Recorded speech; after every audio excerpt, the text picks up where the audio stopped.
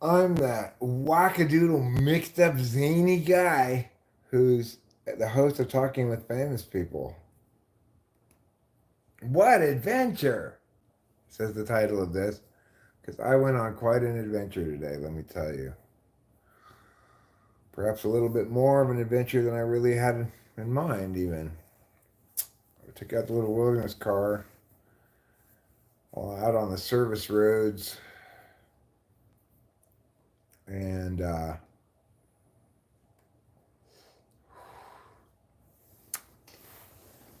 got lost.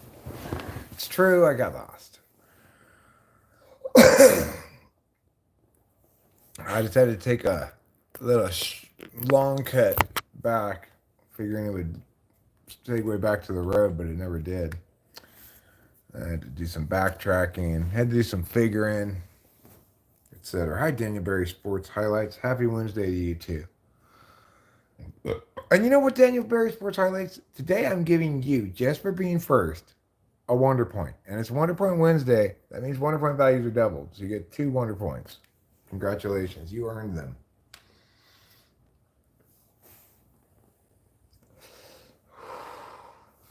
I found it remarkably tiring being out for just, I was out for 4.5 hours in a little car.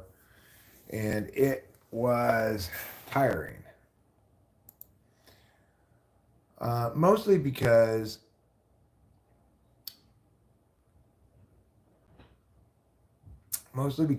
I was out longer than I anticipated, you know. When I was ready to head back home,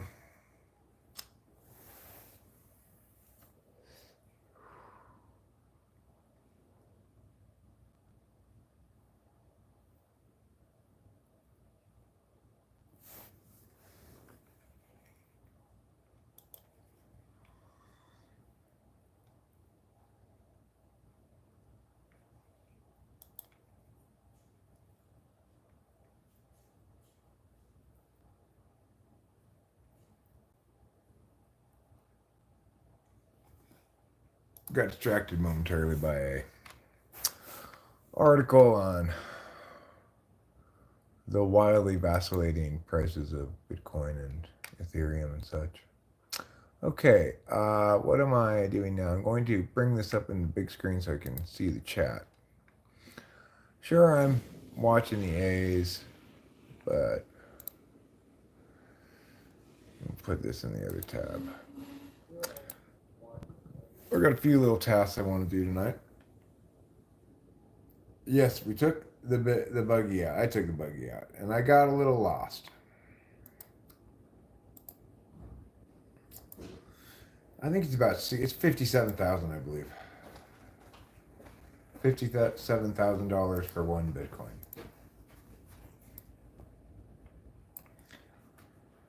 So I took the buggy out. I had an adventure like I wanted to, you know. 58,888. Okay. So there you go. That's the correct answer then. My number was a little bit dated, I guess. Maybe it was 57 yesterday or something.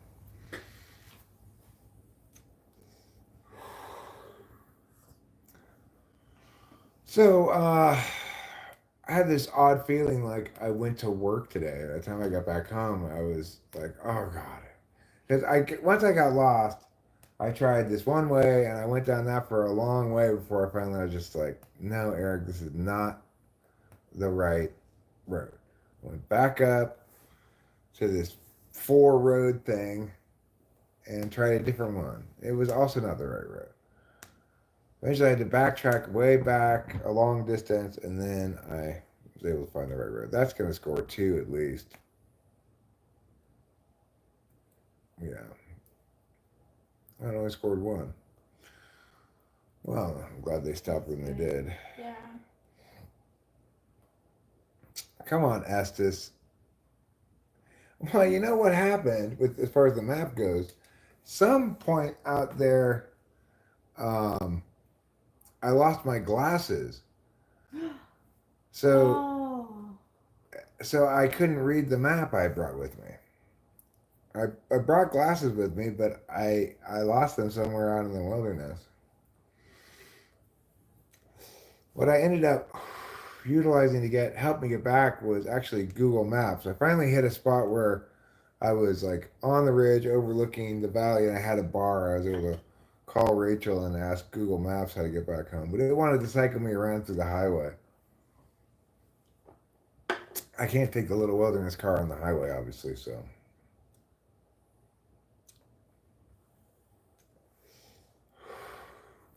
but it was a bit of a rough road, like pretty bumpy a lot of times. So when I was ready to turn around and go home, I was ready to turn around and go home. But then getting lost on a couple of different occasions, stretched out the trip a little bit longer than I wanted it.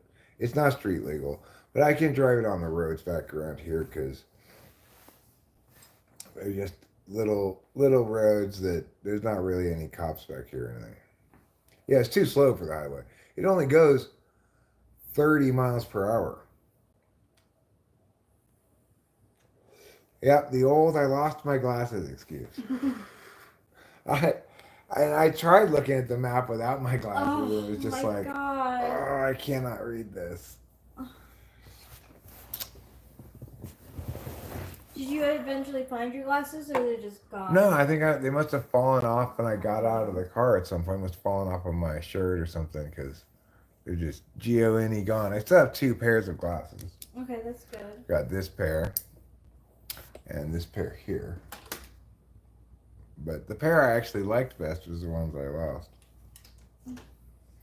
So I'll have to get another pair of glasses. That's fine.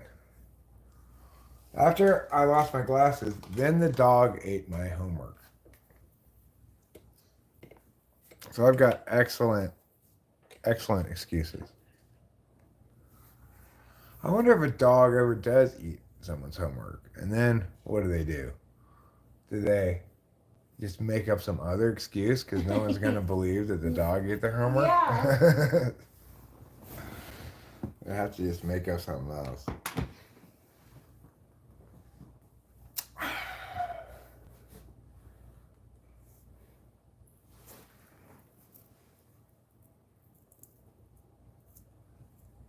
Oh. So it is time now to pull a bong rip. A much earned bong rip. After I went out on such an adventure today. The most adventurous thing was I found, without looking for it, I found the Lookout Point, which is the highest spot up in the mountains out there. And they have a.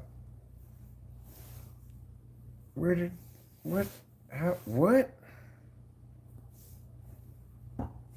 Uh, oh, Eric, you dummy. I did pack the bowl. Right there. Oh no! That's not where you pack You it. really did go to work today. Yeah, what in the world? Eric, that's not where you pack your bowl. Does the buggy have a governor? I don't think the buggy has a governor. It's not a state.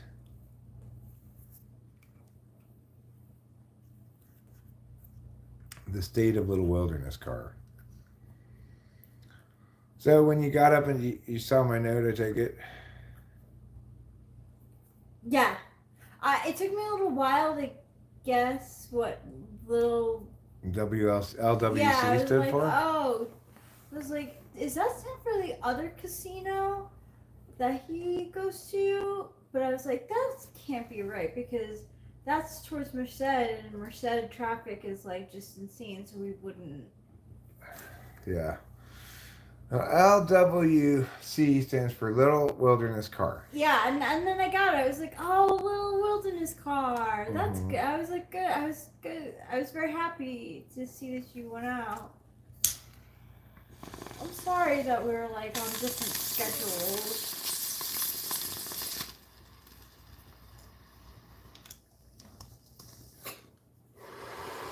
Well, that's fine. I said in the live stream this morning, it's not absolutely always the case that I want you to go with me because, like today was a bit more of a like ambitious undertaking, Uh, and I don't want you getting fussy, you know. And no, by I the wouldn't get end, well, fussy. look, by the end of that trip, I was getting fussy because I got lost a couple of times. I had no way I'd be able to go. Like, if you had been with me, I wouldn't have gotten lost because I wouldn't have tried that X Oh, I road, you see. know? Okay. So it's Well, like, then it was more of an adventure for you. yeah. And it's like, in the live stream this morning, I was saying, do I want to wait for Rachel to get up? Or do I want to get her up and see if she wants to go? Or do I just want to go? I kind of went back and forth. Said, well, I really want to try to make it all the way over here. I'm not sure how that's going to play. So probably better Well, I just go without her. I have to apologize for being not the most wilderness Well, that's person. fine. I'm not super wilderness myself. I just went out into the wilderness. I'm gonna upload a video that I make out of the little videos I made along the way. Yeah, you got some really nice nature. I got some nice shots of. Well, it's just kind of a fun thing to do. It's the sort of thing that I was talking about yesterday on the live stream. I live up here, and I sit and I watch other people go into the wilderness. That's funny. I never thought about that. Well, And so at some point yesterday, it's like, Eric, why don't you go do something like this? You know, I don't why know. don't you go explore in the wilderness? And the answer is because I'm not really that into it, I guess. You know, it's Yeah, like, we would be doing it. It's fun when we have other people to go with, you know? So it's fun, like, having guests up here and, like, being like, hey, you want to go out in the wilderness car? It seems like more of a group activity. well, today was fun for me until the last hour or so, hour and a half. At which point you know, if things had gone as I had wanted them to, I would have already been most of the way home. But instead, I'm still stuck way over there on the other side of the mountain by Chowchilla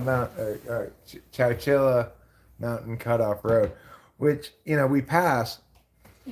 We pass on the highway when we go to Yeah. Oakhurst. Yeah. Yeah, you got a spanking. You got a spanking. What did you do wrong to get a spanking? Yeah, you've already said that twice.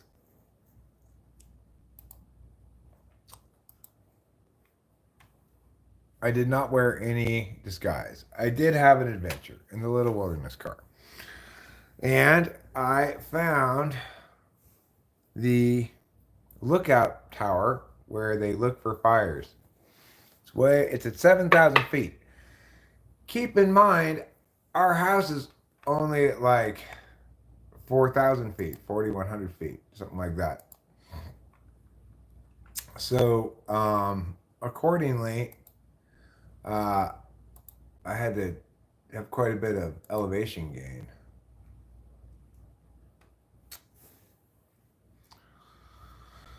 To get there. It's an amazing view. There's actually somebody sitting in the tower, presumably looking for fires. I also wonder that, William. Do you think Aaron got a spanking? Aaron Harrington? He might have.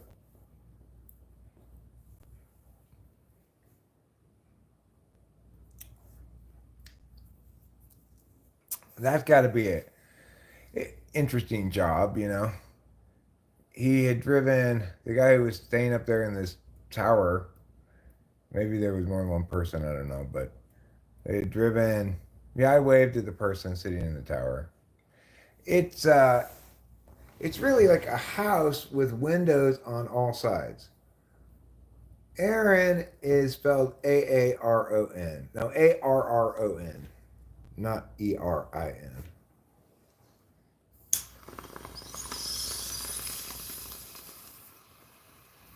Hi, Ke.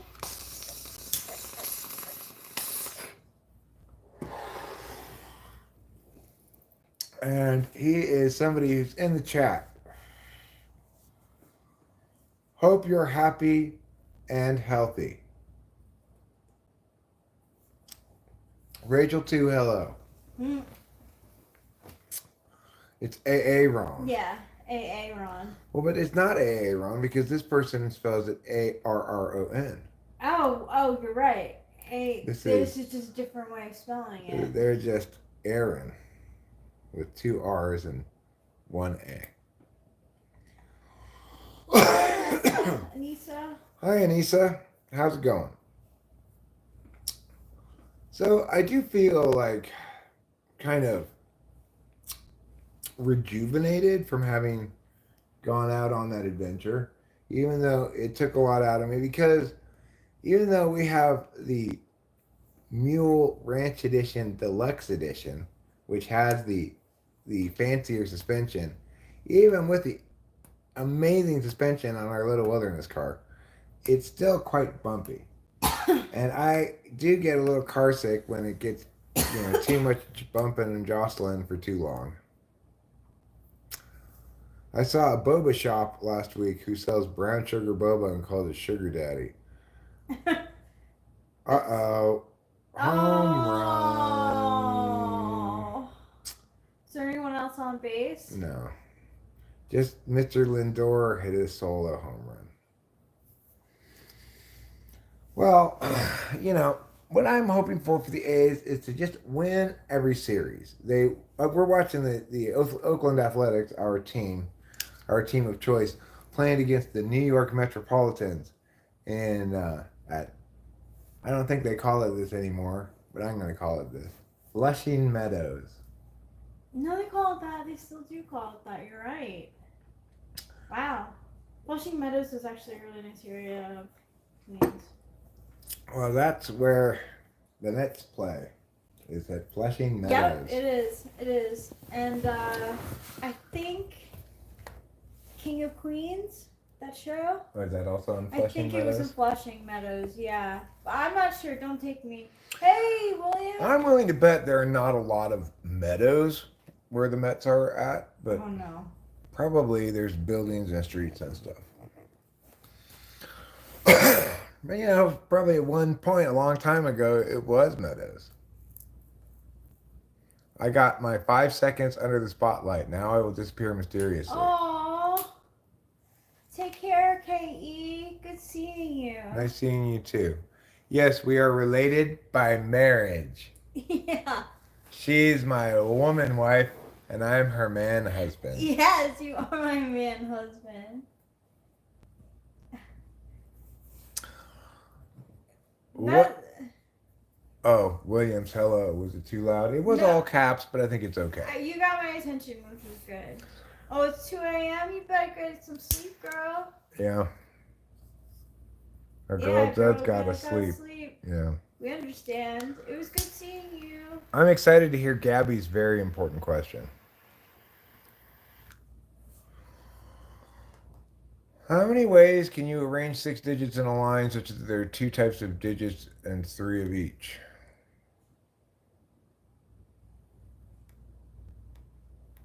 Um,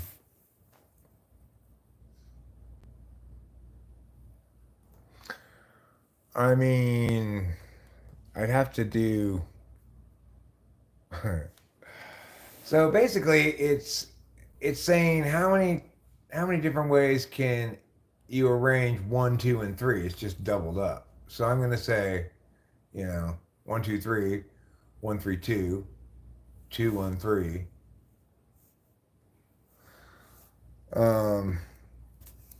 3, 2, 1, 1, 2, 3, 2, 1, 3, 1, 3, 2. Okay, so I'm gonna say there'd be 4 if there were only 3 digits. So there are 9 digits. So I'm gonna assume that that's cubed. I'm gonna say 27. No, I get it. I get the question. It's a combinatrix question, combinatorics question, or whatever you say. I don't necessarily understand how to answer it, but I get what the question is asking. It's saying, assuming you have 1 1 2 2 3 3, for example, as 6 digits, right? And the ones have to be together, the twos have to be together, the threes have to be together, or it could be 99 66 22. You know, I get the idea. I get the concept fine. Like, does it involve some multiplication? It involves some kind of permutations or what's the other thing they call that? It's one of those kind of math problems, but I don't know how to do that kind of math necessarily. But I do understand the question. Just because I can't come up with the answer doesn't mean I don't understand the question. Oh my gosh. Are you a math major or like a math? Well, I don't know how to use I don't know how to use binomial coefficients, or at least I'm not sure what that means. So I'm not I'm not opposed to these kind of questions. This doll is named Firecrotch, and she helps me smoke weed.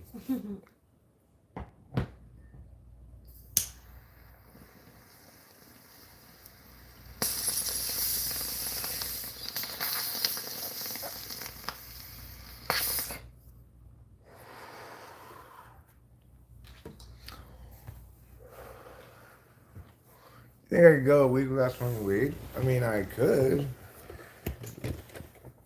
but you know, I could also go a week without eating. It doesn't mean it's a good idea. Hmm.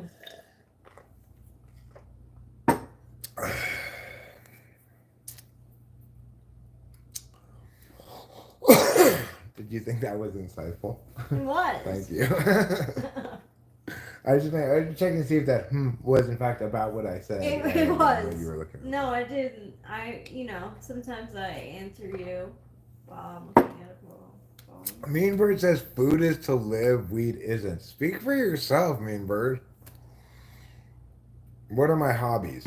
Well, today I went out into the wilderness in my little wilderness car and I recorded some videos. And I'm thinking about maybe uploading a long form video explicating what I did today. Binomial coefficient is basically choosing an amount of things of a certain amount of things.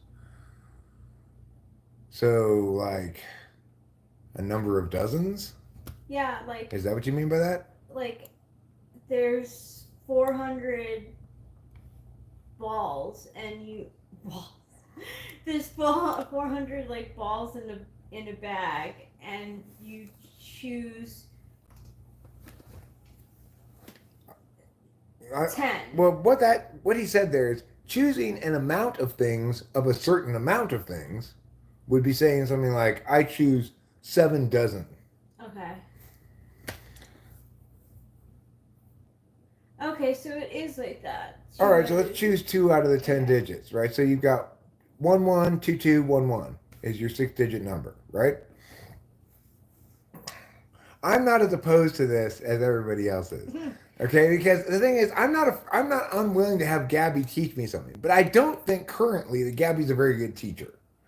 We'll see if that changes. Right now, I don't feel as though Gabby's doing a good job of teaching me anything. That's a 9-digit number. It's supposed to be a 6-digit number. Anissa. Smokey the Bear is a sleeper agent for Big Yosemite. Yeah, Big Yosemite. I saw such a wonderful. I care too, Gabby. I care that I want to know the answer. I want to know. I want to be taught something if Gabby is capable of teaching me. I'm not unable to learn. I'm not a math whiz either, but you know. That's 3 digits. That's 3 instances of 2 digits, not two instances. That's not 3 instances of 2 digits. That's 2 instances of 3 digits, not 3 instances of 2 digits. There's that guy who goes to all the away games. There's this one Oakland A's fan. He's kind of a regular looking dude, you know, glasses, mustache, kind of middle-aged looking dude, and he goes to every single away game. They always show him on every broadcast too. Kevin Madhu says, "Hi, I like and sub." Well, good for you, Kevin Madhu. Should you have coffee? Yes. You should. Should I have some more coffee? Yes. Yes, I should. You know what I think is a good alternative to say ducking autocorrect is fluffing.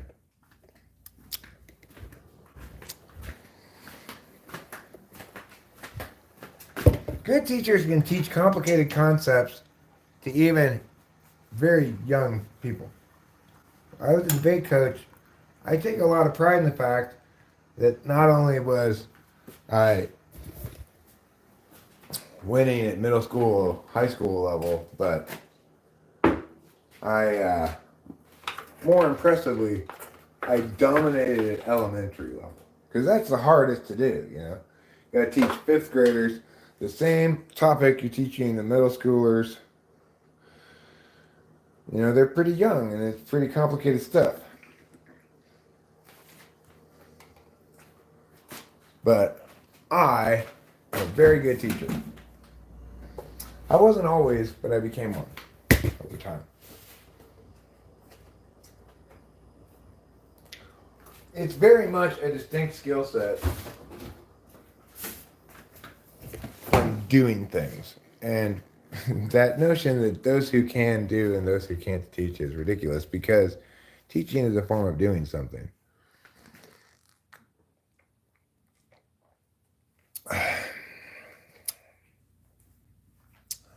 Should I teach you philosophy? I don't need you to teach me philosophy. Math, I'm not so great at. Philosophy, I understand.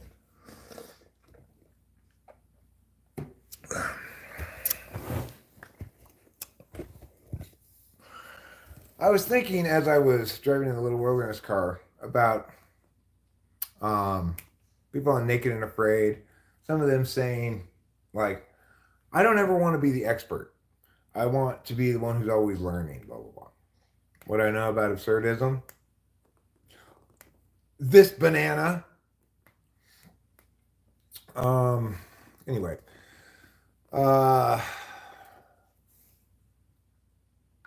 That's the best possible answer you could give to that question, right?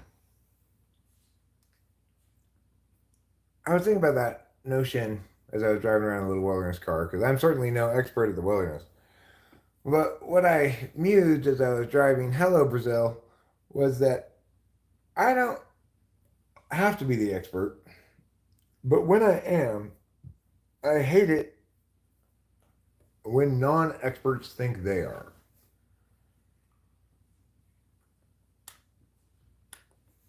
See, this banana. This banana is a good answer. Yours is better because yours comes with a picture.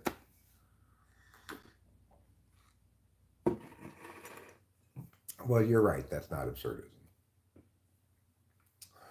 Absurdism claims that rather than be concerned so much with purpose or suffering, as some other philosophical schools might, that there is no meaning to be made from the world, and thus one must treat it as merely an absurd farce. And that to recognize and I guess relish the absurdity of the whole thing is the highest meaning one can attain.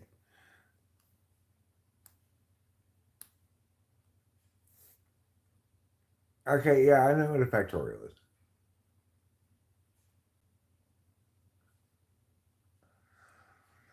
No, you weren't quoting me because you included a picture. So, also, you know, I didn't say absurdism colon. So, you weren't quoting me. Use words properly. Otherwise, you're not being absurd enough.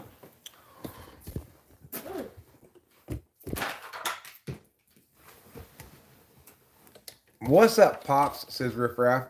Not much, Riff Raff. How's it going?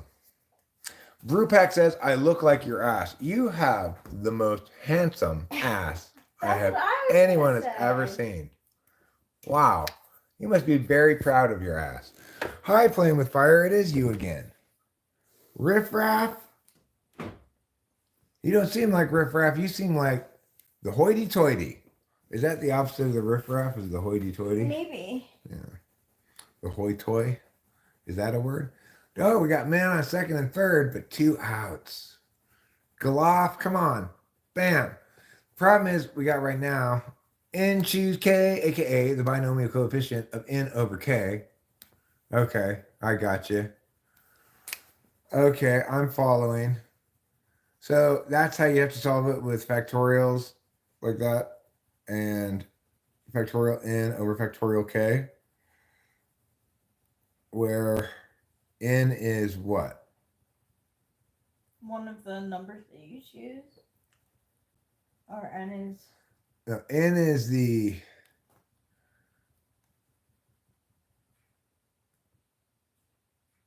I don't know. There's too much going on for me to learn this. I do this math stuff right now. I might be able to learn it on some other occasion, but not right now. The tweezers. You can have the tweezers, yeah. Thank you. Do I put coleslaw on a chicken sandwich? No, I do not.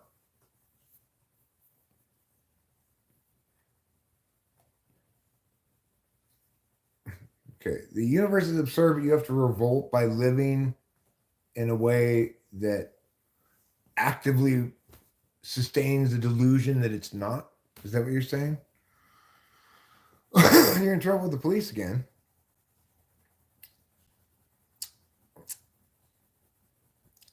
The point is, all philosophical stances, whatever, are arguments. And when we remember that, we win all of a sudden, right? We realize that, you know, whatever a given philosophy is, it's a set of arguments in support of a given thesis under either an explicitly stated or implicitly assumed frame. When we remember that, then all is well. Thus spake Eric.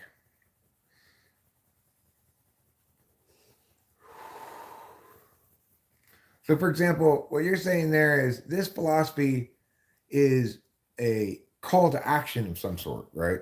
That one must, in some moral imperative sense, that's impossible under an absurdist frame, right? So in that case, we can say, okay, what is absurdism? Absurdism is a prescriptive framework advocating a specific call to action in response to stated premises, which serve as the foundation for the rest of the arguments. I'm from the 70s, but you're a 90s bitch. I don't care. I love it.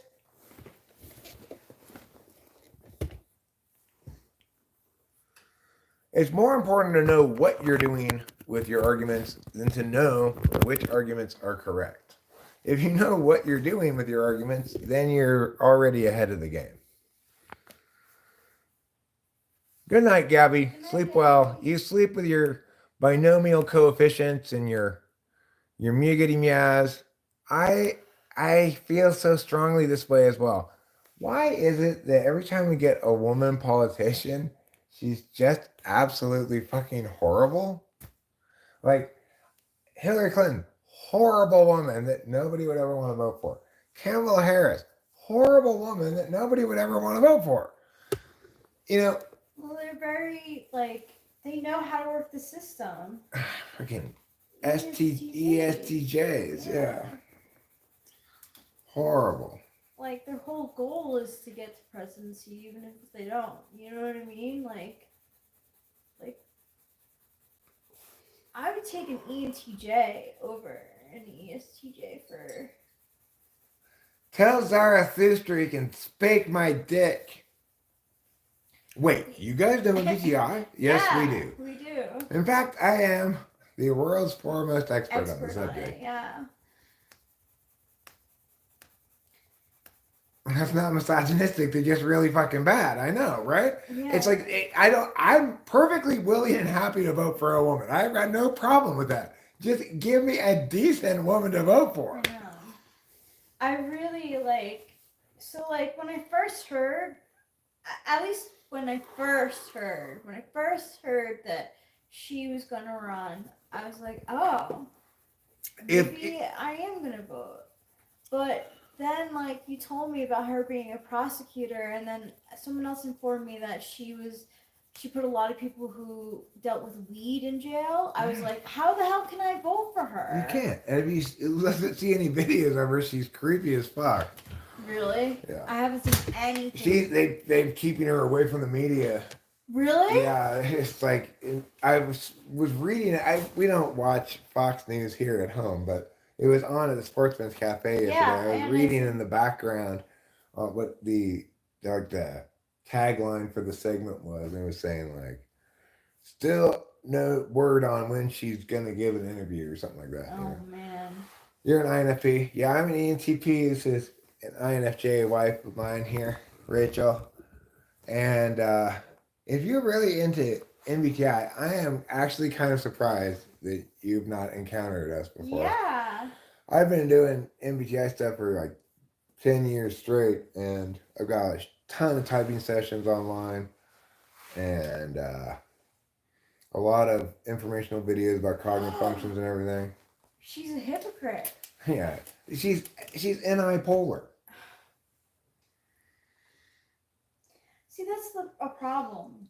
Being antipolar and like being president, right? Like in my mind, like you have to understand the big picture and not focus in on, like yes, like to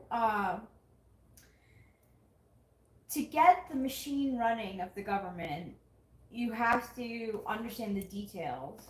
But what's that? You miss the forest for the trees, Right.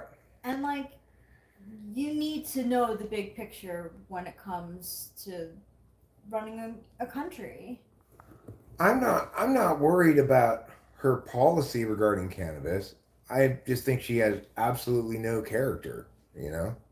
No, I don't. She's just a wicked person who doesn't care at all about the harm she's doing to people if it furthers her career, you know?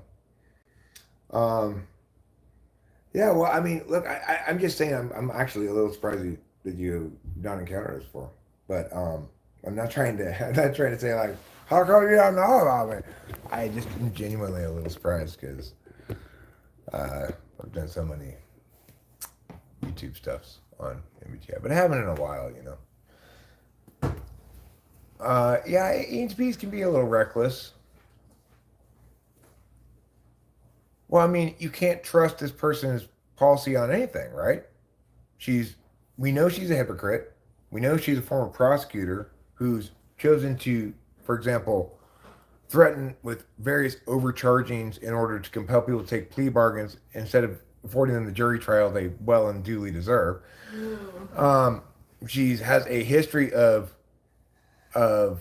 putting people in prison for things that aren't crimes. You're talking about somebody who you cannot trust in any regard, right? Because she doesn't believe in principle or in truth or justice or anything.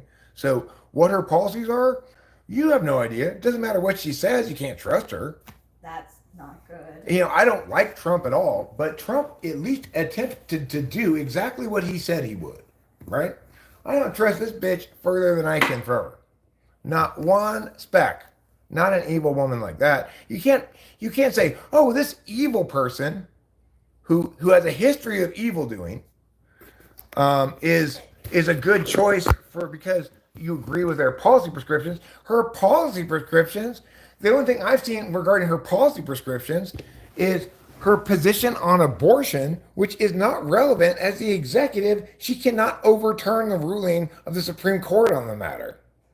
It's like she doesn't understand the law or doesn't care. One of the two, even though she's a former prosecutor. That's pretty terrible, right? Is INFP and ENFP a good couple? They're supervisory types. No, they're not. They're wait, what? INFP, ENFP. Oh, INFP, ENFP. Oh. I mean, here's the deal. Rachel, have you ever dated an ENFJ before? Mm-hmm.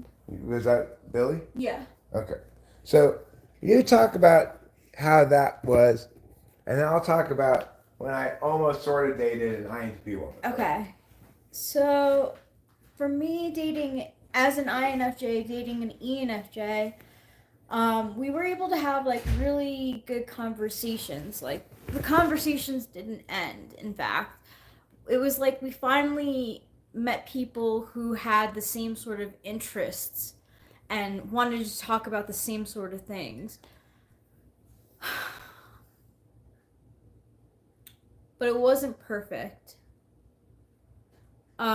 Things that we were differences that we had, we linked up a lot because of what we enjoyed about ourselves that were the same. But the things that were different between us, we swept under the rug. So there were a lot of issues in the relationship that were never dealt with. So it's Out. yay, yes, Shayling clears. So like it's great. It was a very friendly relationship. Like you could tell that we were like best friends at the time. But again, like they were I some of them were easy. Some of them were not so easy and they were just kind of piled up. I think the way the it starts matters how the relationships will go. Like he see that's what I mean. Like we had when we had differences, it was very obvious and very difficult to deal with. Like I liked to smoke weed and I drank at the time. He was straight edge. So in order for him uh, to in order for me to date him, I thought that I had to lie about smoking weed. So we started off with a lie, and that again, like he confronted me about it because I was caught. But we never talked about it. You know, we never actually we could talk about everything under the sun except for deep problems. So again, I think it really depends. It can make a good like a very it's it's not perfect. I think it's better as friends personally. I don't know. There's a I don't lot know if in that's common. You know, there's yeah, a lot in common. yeah. My experience might be a little bit more informative to you, really, because I couldn't take the SE polar. It's just like, okay, pull the fucking trigger on something, make a decision, Yeah. do something. Let's go. Come on.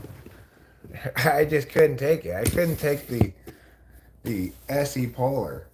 And if you're an INFP, you're also SE polar. Although I will say it seems like some INFPs have a less rough life with the SE polar than some INTPs who seem to have it maybe the most extreme form of it is an INTP. Although I can't recall ever encountering SE polar quite as dramatic as Acacia's, and she's an INFP. Yeah. She is as SE polar as you could possibly She's get. a great example of SE polar.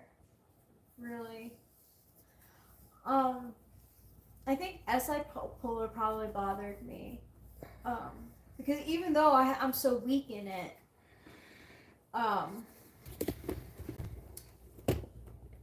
it was like again, like the things that were like important weren't even remembered. So like anything that came up that like should have been addressed, it wasn't addressed. It was. So what's the verdict?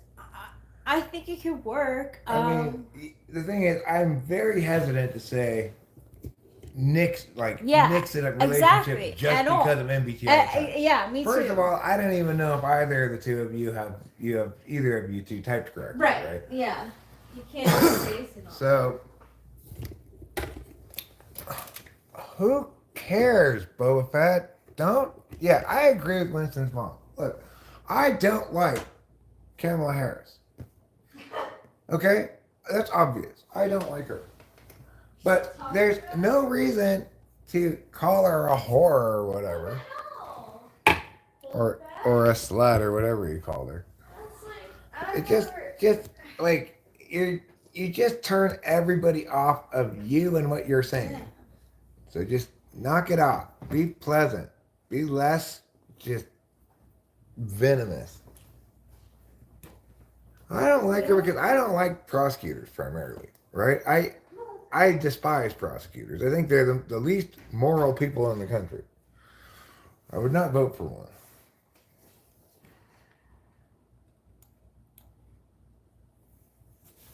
Anybody with any moral decency, if they chose to go into public legal stuff, they would become a public defender, not a prosecutor. You've been INFP since 2018, huh? Congratulations.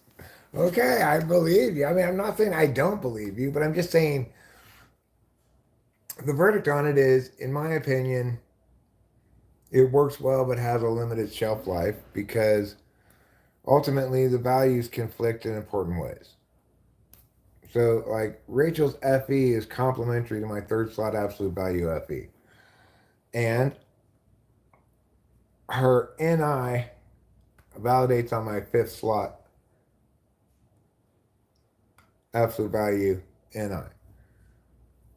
With INFP, ENFP, you're going to have a six slot countervalued relationship with NI, whereas the ENFP is going to have a positive relationship with NI.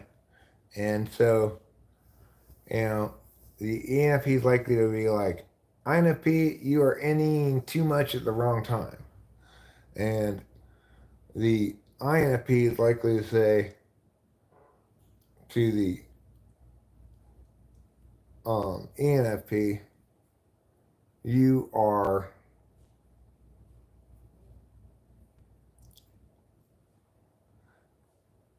F,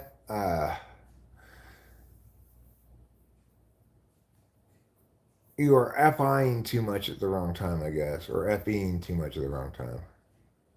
I'm not sure. But, you know, it's like when you've got 6 and 5, so INFP has FE as an absolute value. They're going to be bothered by the ENFP's bad FE, which the ENFP is going to not want to be judged on because it's six slot counter value. And same way with the INFP and the ENFP regarding NI. The INFP counter values NI, and it's an absolute value for the ENFP, and the INFP doesn't want to be critiqued on it. Although you're pushing for an NI answer here, interestingly. What's the verdict is very much, tell me the NI of it, you know. So I don't know, you tell me. Well, what's it actually like in practice? See, that's one thing that ENFP and INFP can both do together is they can relate to their, you know, refer to their own experience as meaningful data points in communication. Rachel and I have that barrier to communication because I tend to understand things as SI things. Like um, Rachel might be like, "Are you and I compatible, Eric?" And I'll say, "Well, do we seem compatible from your day to day experience?" And she'll just be like, kind of look at me blankly. And I'll say, yes, we're compatible because astrological, numerological bullshit, yeah. And she'll be good. I'm so satisfied now.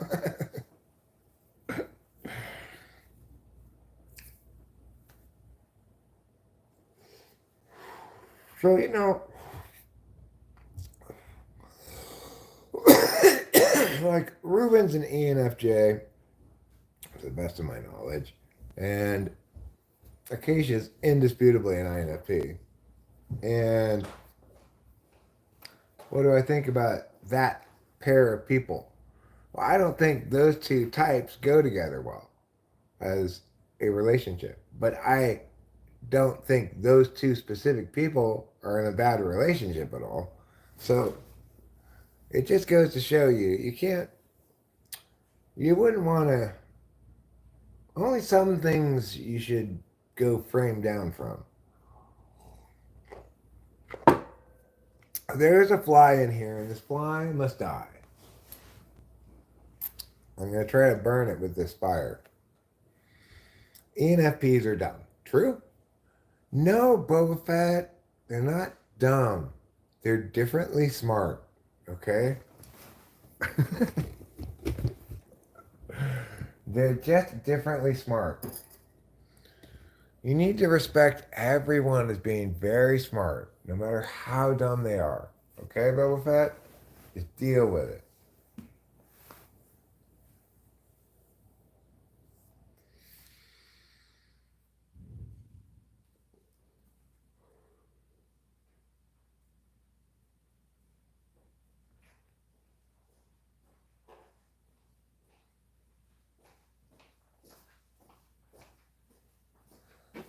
It's all fun and games until you try eliminating flies with torches. No, not true. It just starts being fun and games when you start eliminating flies with torches. You just have to wait for it to fly by and then just like that and shoot it. 911, I'd like to report some poor choices. Is that no? It's not, Jess. I don't know why you would think that at all. Really. Are you looking for such things? Then you're in the wrong place.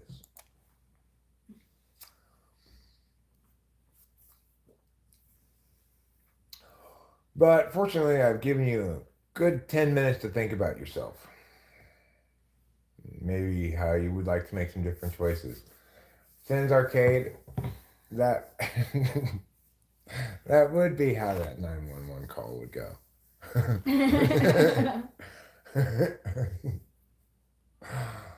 I'd like to report some poor choices. It's good stuff.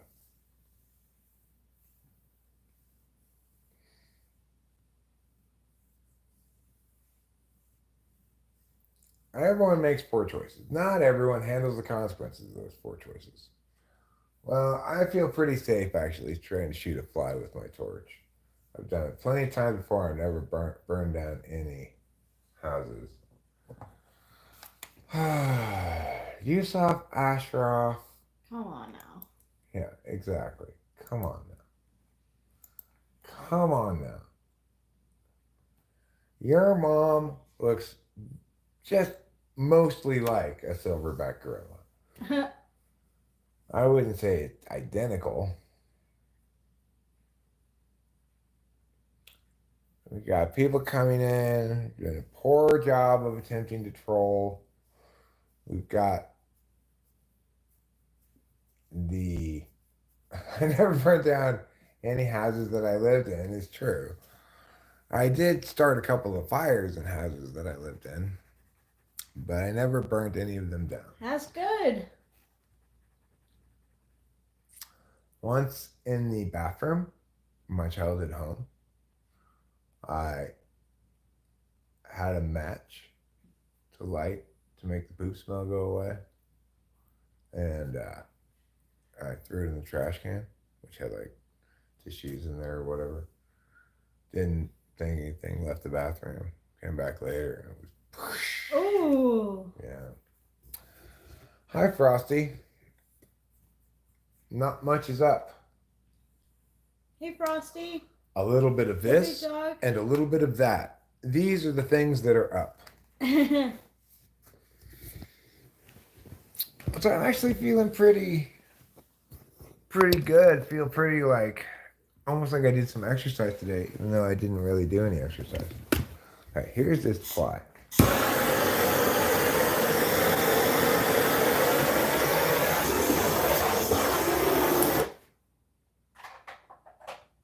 I don't think I got it though. All right. What say you and I, you viewing audience and I, Rachel can come too if she'd like.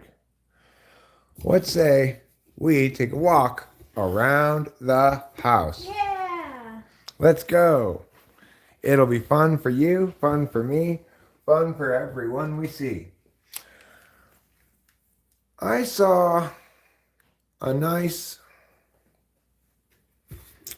a nice video earlier today about Mariposa Did you?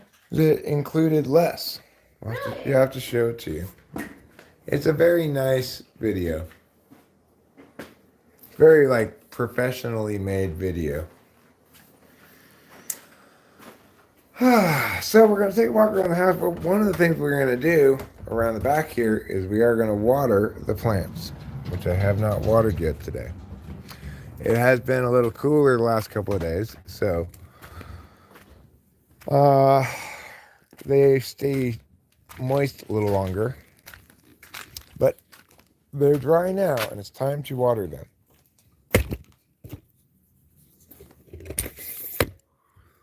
Let's explore the wonderful world of watering.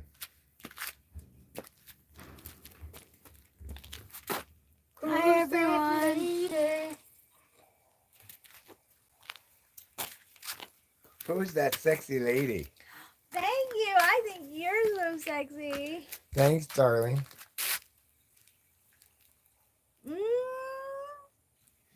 That's why they call ENTP INFJ the golden couple. Mhm. That's what Kiersey calls it.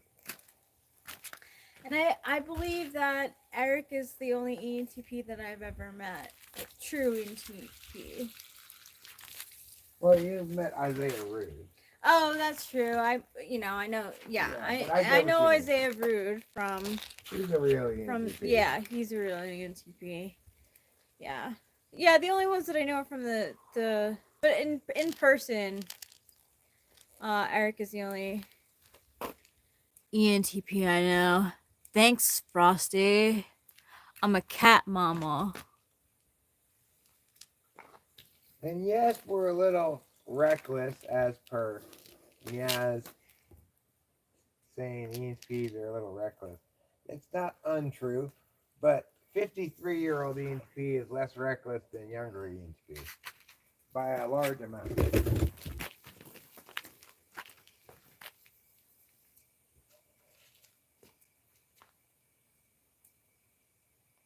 Thanks, Winston's mom. I appreciate that. I've I the struggle of taking off mascara has kind of turned me on to like brighter lipsticks, no, without any eye makeup. I am a childless cat lady. That's why.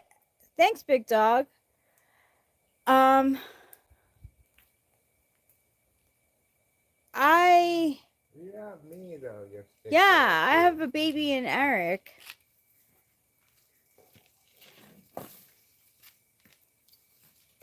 And look, there's our other baby. He's the biggest Oh baby my of all. gosh, he is such a big baby. Yeah.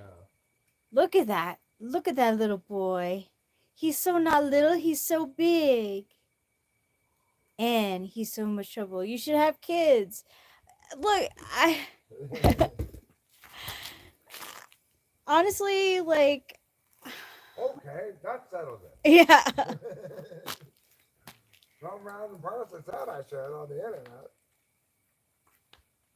Oh, really? Chanel said that, huh? I mean, it makes sense, right? Like the most that I would put on my like with this lipstick, I might put on mascara, but I've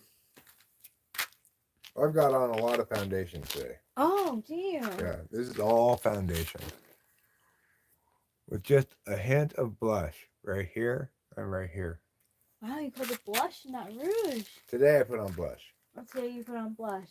I just had to go a little bit more modern. Oh, I like that. Yeah.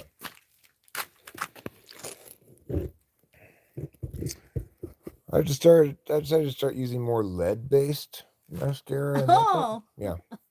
It helps get the skin very white. Oh, that's good. And keeps your You have some lipstick on your teeth. thank you. Makes you look like you've been being a chupacabra. Oh no! And Drinking give the you blood. Drinking the blood of goats. Don't drink goat blood. That's no good. A child is a wonderful thing. I have a child. Therefore, we have a child. But Technically, yeah. yeah, it's just He already has like 2 mothers. she's already And grown I'm up. only 14 years older than her, so it's like the advice that I could give her would. Yeah. The thing is, She could do things herself. we She's 5. we wouldn't be bad parents. You're not wrong, and I'm sure it would. If we actually had a kid, we would love it and all that stuff. Sure, But the thing is, we have practical reasons why it's not. yeah. It's not really plausible Yeah. for us to get pregnant. I mean, here's the thing. First, one thing is that I have PCOS, polycystic ovarian syndrome. So, my eggs don't fully develop. They form cysts, and then they they bleed out. And because I have PCOS, I would have to have a strict pregnancy plan, which involves me going off my meds. And it's not a good idea. It's a good idea. It's not a good idea. We've seen that before. It's not good. It wasn't great. I don't want to be. It wasn't great. I know. It wasn't. Well, I'm glad I got to see it, Well, yeah, that's the only way you learn, really. Right. It's like, if Rachel had been properly medicated since the moment I met her, I'd still be wondering if she really needs these things. You seem fine. Are you really need it? Because she wasn't properly medicated when I met her, although she was sort of medicated. And then when she went off her meds completely and she went completely crazy, now I understand. And I would not have understood any other way. I think pregnancy would be hard for me. I think that even birth, I mean, I don't have the widest hips. I don't think that it would be an easy birth for me. But Rachel, the whole time I'd be saying, breathe. Because apparently that's very helpful. That's what they do in the TV shows. So anyway, we're not going to get any pregnants. We're not going to have any fetuses. I mean, I don't mean to sound like a certain way, but you're 53 now? I'm 53. So if you were to have a kid now, when the kid is 20, I'd be 73. Yeah, that's. Yeah. I mean, would you really? I mean, I'd only be 103 when the kid was 50. Think about it that way. That's true. Regardless, Kitty is following us everywhere as usual. He always does. He's a very loving boy. He is a very loving boy. He doesn't realize he's settled here now. He doesn't realize that we're gonna be moving. We are? No, I mean as he is now. I see what you're saying. Yeah, he's lounging. You mean that in a much more temporary sense of the word. Yeah. Susan Toadmall says, I like women. Well, good for you. That's good. My wife said it was the worst thing. It was crazy seeing happen. The most beautiful, horrific thing I've ever seen. Well, I practically passed out when I looked at my child emerging. The next thing I knew, the doctor and the nurses were all around me because I guess I pretty much almost fainted or something. And they're like, "Are you all right?" And I'm like, "Yeah." What happened? What trouble?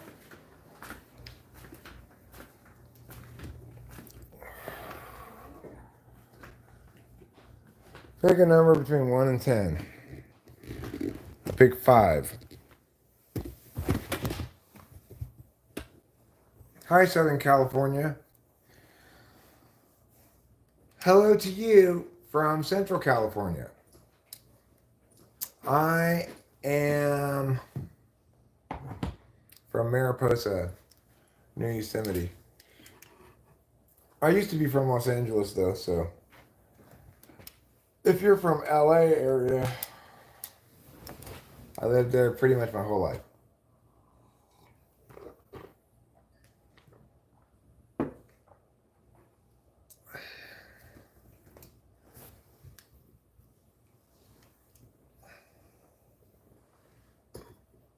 Yeah, I pick Spanglish. Oh, you're from the OC. I'm less familiar with Orange County, but I spent a very decent time down there too. I used to work in Irvine, so There was a 4.4 earthquake in Pasadena like 2 days ago. really, Yeah. that's not that bad. Yeah, that's why they were reporting more on that earthquake than the one that Delilah told us about. It sort of depends on where the epicenter is. If it's in a place with like lots of boutiquey shops Yeah. and old architecture and stuff, then shit falls down. Yeah, so I wonder how Pasadena did. Yeah, Frosty, it's not a sight that you want to see, you know. Apparently, because I don't even really remember seeing it. I remember going to look, and then, like I said, your girlfriend is more of a man than your last husband. Well, good for her and bad for him, I guess. What made him so unmanly? Did he like to wear skirts and chat about the Real Housewives? Oh, he hit his face right into the ground. I gotta show you guys this. He hit his face right into the ground. Oh. Okay. Yeah, you're gonna get to see this wonderful shot. All right, here we go. Oh, right into the ground. His face went right into the ground. That's funny.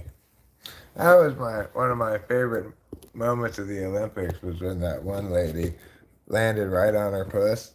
Oh, yeah. Remember? Uh-huh. She's like trying to walk on the beam and she's like, oops, bam, right on the puss. I watched that replay several times and laughed at it.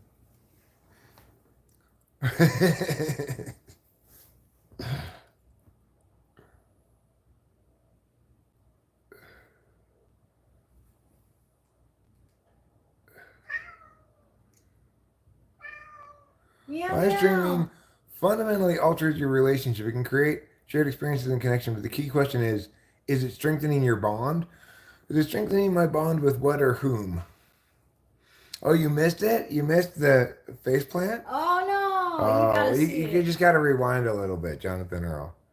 You could see it. I mean, I could do an encore presentation of it, I guess. See how far back it is. Meow. Here it is. Okay, here we go. Get ready for encore presentation. Boom! Oh. Face right into the ground. Oh. Oh, the push shot. No, that was in the gymnastics of the Olympics.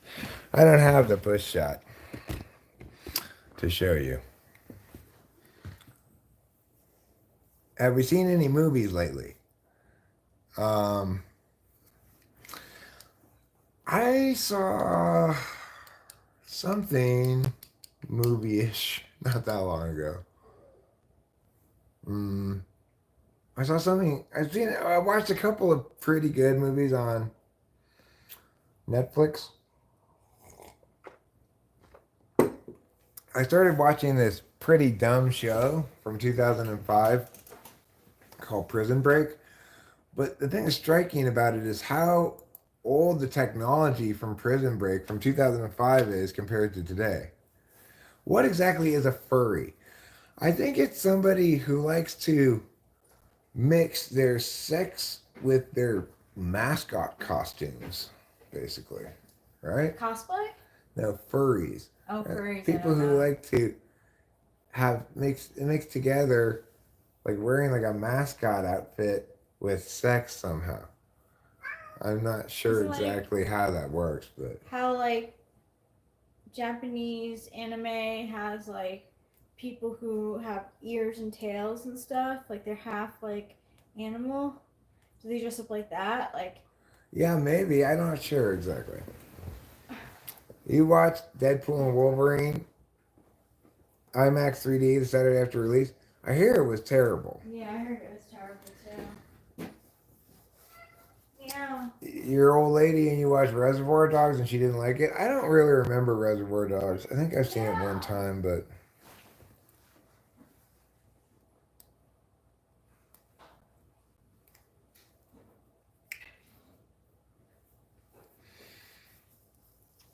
I guess the men don't do the balance beam because they don't want to fall on scrunch their nuts or what?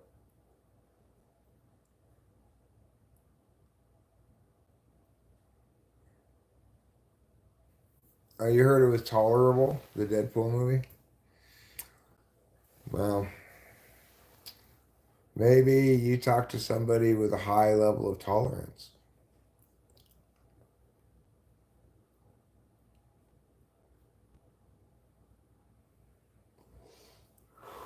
Well, Prison Break and Continuum were both great shows that attempted to jump the shark. Well, I'm finding Prison Break, I kind of stopped watching it after about 6 or 7 episodes. Oh my God. Surely that is not how you accomplish your your hookups by going onto people's live streams and telling them to suck your dick. That's not a good approach. You're not going to get anywhere that way. Continuum's better, huh? All right, well, maybe I'll check it out. Maybe I'll check it out.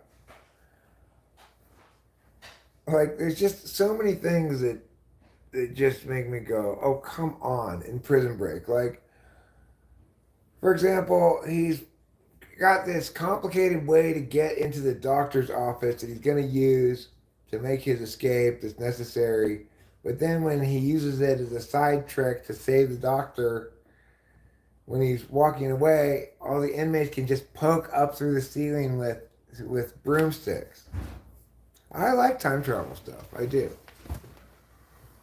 I'm certainly not averse to time travel stuff.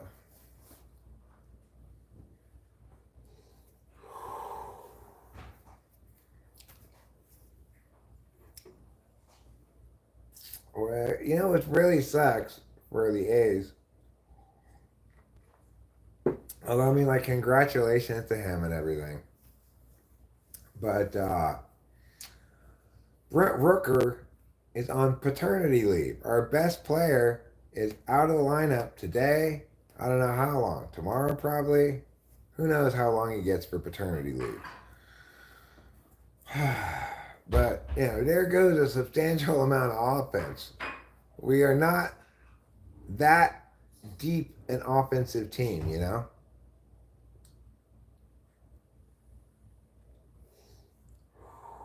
All right, I'll check that out. Grandpa doesn't oil up, love, okay? I have no reason to oil up. What do I need to have oil on me for? I'm not an engine.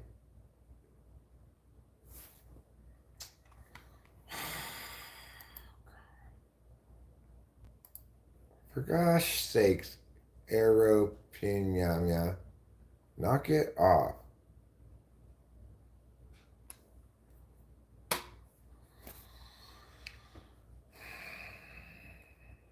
People in their ways. I tell you, sometimes it makes me want to go, why I yada, like that.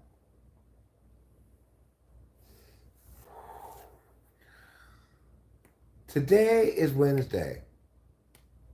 Tomorrow is Thursday. Tomorrow I will message my doctor and request that he call in my prescription for Adderall. I'm also going to request. Wait, that's tomorrow? Tomorrow, I'm not getting it tomorrow. I tell the doctor to. Oh, tomorrow's Thursday, Yeah, right? yeah. I'm also going to tell him to send a refill of my albuterol inhaler, which I've been missing a little bit since I ran out of it. So that's going to be exciting for my breathing and stuff. And not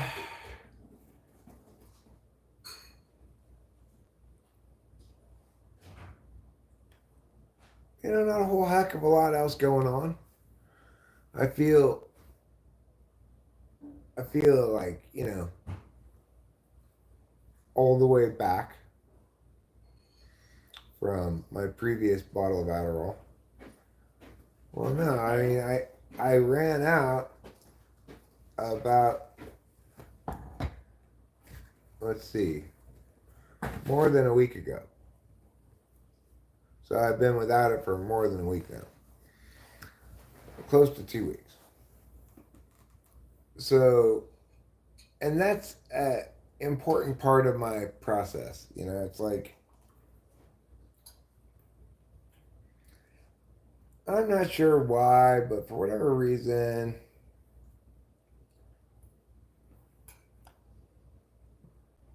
if I want to get whacked out, it seems to take me a little bit more Adderall than it used to these days.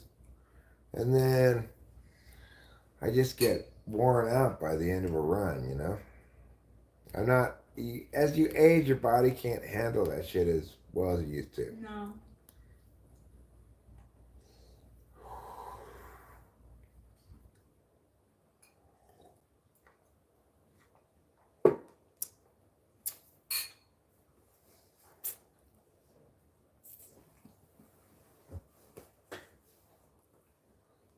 I'm gonna try maybe tomorrow morning or something. I'm gonna try to put those shoes I got on again. I'm gonna try to retie them so the laces are nice and tight, and I'll put on some thick socks, and I might try to go jogging or something tomorrow morning. Get a little exercise.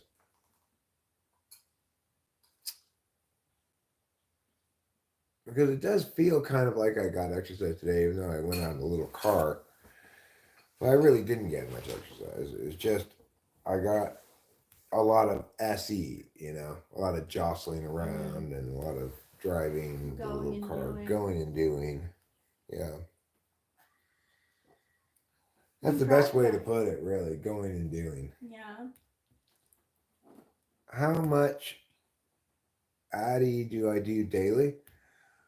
It depends on the day. I get 60 milligrams a day, and Rachel takes some of it, Mm-hmm.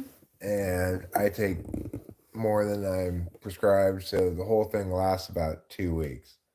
So, in total, for those 2 weeks, I average about 120 milligrams a day, or we do.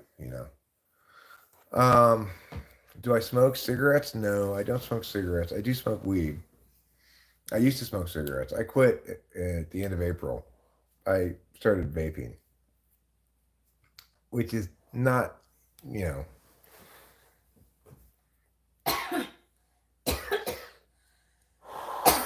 it's not smoking. I'll tell you that much.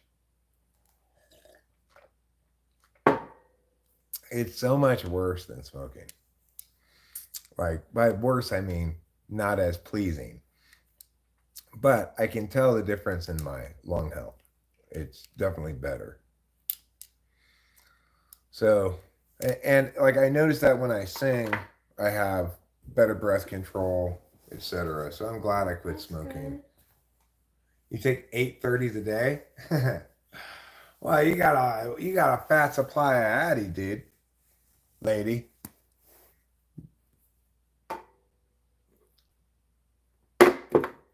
I mean, you have your own threes. You can only get maximum prescribed 3 a day. No, I'm not gonna whip it out. His God, husband? No, he's not a sexual object for you to just. stop undressing me with your eyes. Every 3 hours. If that were the case, then you'd never sleep at all. Oh, you just okay. So you get street addies. Street addies are called meth. Okay. When you get street addies or dark web addies, it's either straight dexedrine or meth, pressed meth, one of the two.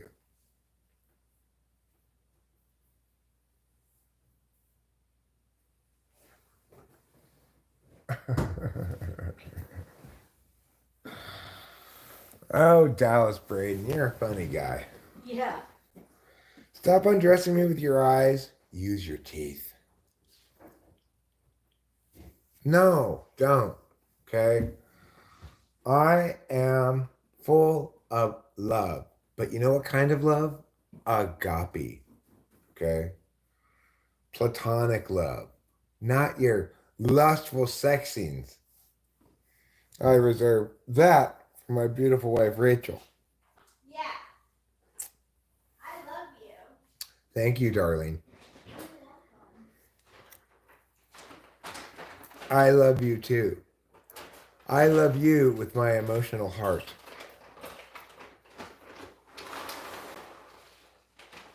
And that's the best way a person can love somebody else. Rachel is a sweetheart. She's a wonderful, wonderful lady.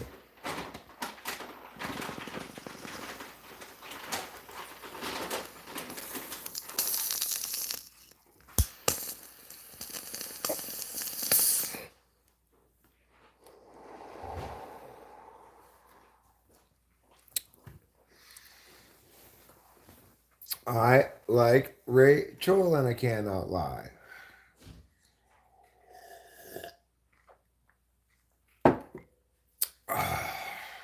Well, I'm going to go another walk around the house here.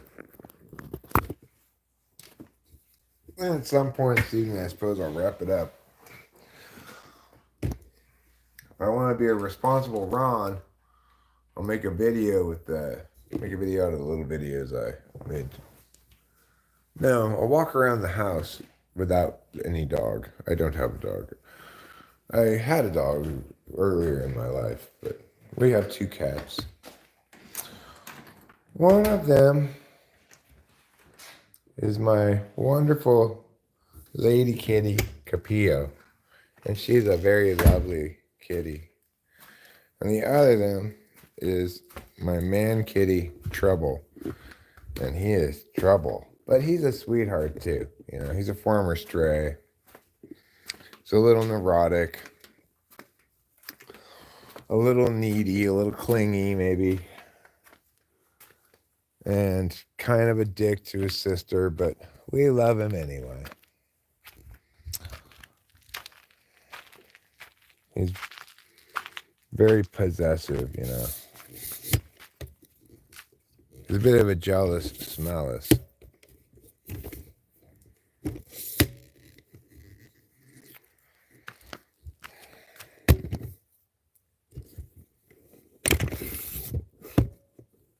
Let's take a look here.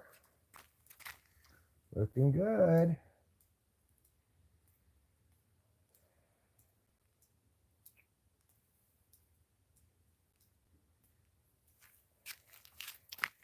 Looking good.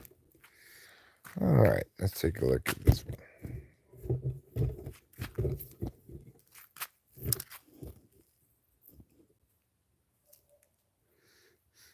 I don't really smell anything, but it's coming along.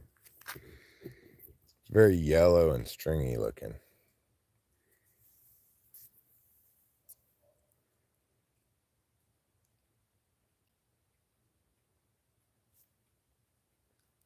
is that?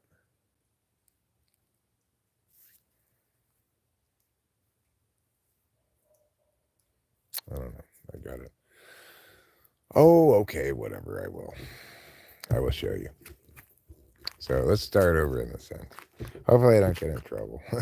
You know, I don't want to get in YouTube trouble, but I don't know why I would. It's perfectly legal. So this one, you see a little bit of white stuff on the leaves. That's diatomaceous earth I rubbed on there because I was having a little bit of a problem with little black flies, which are like white flies but behave a little differently. So this is actually two plants. This one here is coming along. This one here, on the other hand, is just barely beginning to bud, really. You can see little hairs coming off, but not very many of them compared to right here, you know. It's because these are two different plants. This plant is the one I say is very yellow and stringy. It's very tall as well. I'm 6'5". The bottom of this plant is below my foot level, and the top of it is taller than me. So it's at least 7 foot tall. But it's not very broad. It's kind of skinny. It's very stringy. It's not going to produce a ton of stash ultimately. All right, now let's look at this one. This is an interesting plant. It's got strange looking leaves. You can see it's coming along. Got a fair amount to go still, but coming along. No, I don't leave the porch light on. I like it dark out here in the woods at night. I don't like it when my neighbors have their lights on either. I like it as dark as possible. But yeah, I am familiar with that. It's more of a problem when you're doing indoor.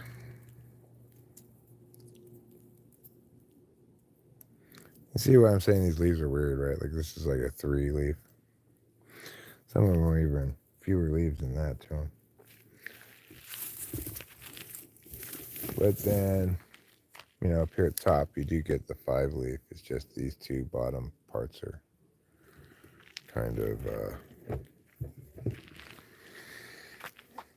And then this is the last one. It's fairly late in the budding, coming along late, you know, it's got a long ways to go still. It's a pretty big plant. It's bushed out pretty good.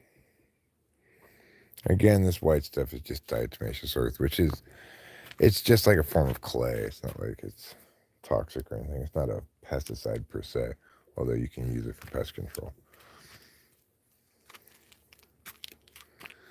It's actually, diatomaceous earth is, it's like fossilized shrimp, interestingly enough. It's super dry. That's what the bugs don't like about it. It gets on their wings or whatever, and then it dries them out too much, and they can't continue their business.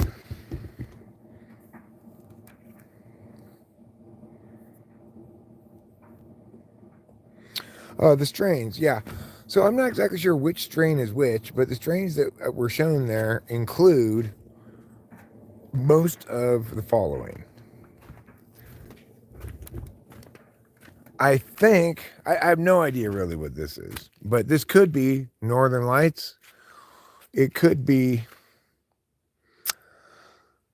Gorilla Glue, number 4. It could be Cherry Pie. It could be, get away. It could be Super Skunk, which I got for free. Or it could be, what's the other strain that I got?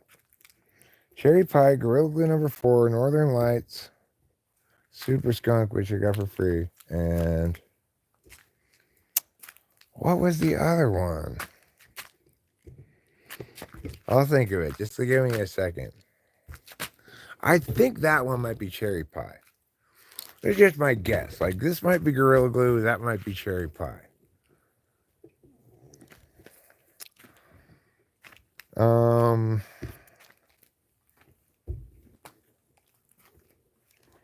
Northern Lights go down 4. I'm forgetting like some critical one. What am I forgetting about? Hmm.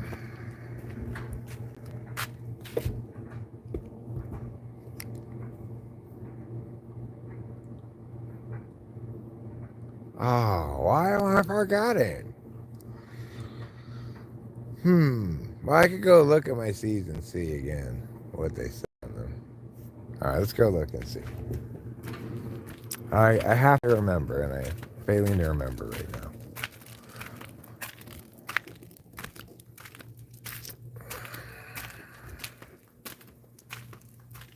No, they're mostly sativa heavy. Like Northern Lights is a straight up sativa, and Gorilla Glue number 4 is a sativa heavy hybrid. Cherry pie, I'm not sure about. Was it Jack Herrera? Oh yeah, Jack Herrera. Thank you, Rachel. Rachel remembered. You're welcome. Jack Herrera, which is straight up sativa. That was like the most important one. I knew I was forgetting the most important one. I've heard from somebody else that Jack Herrera takes a long time to come to finish budding, you know. I prefer sativas too. Me three. Hi, Kelly, folks.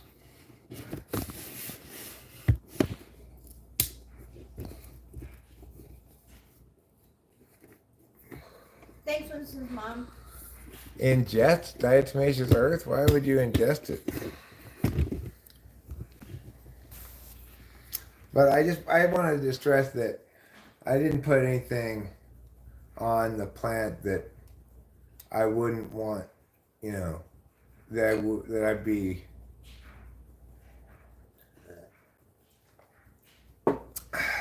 hesitant to smoke, you know.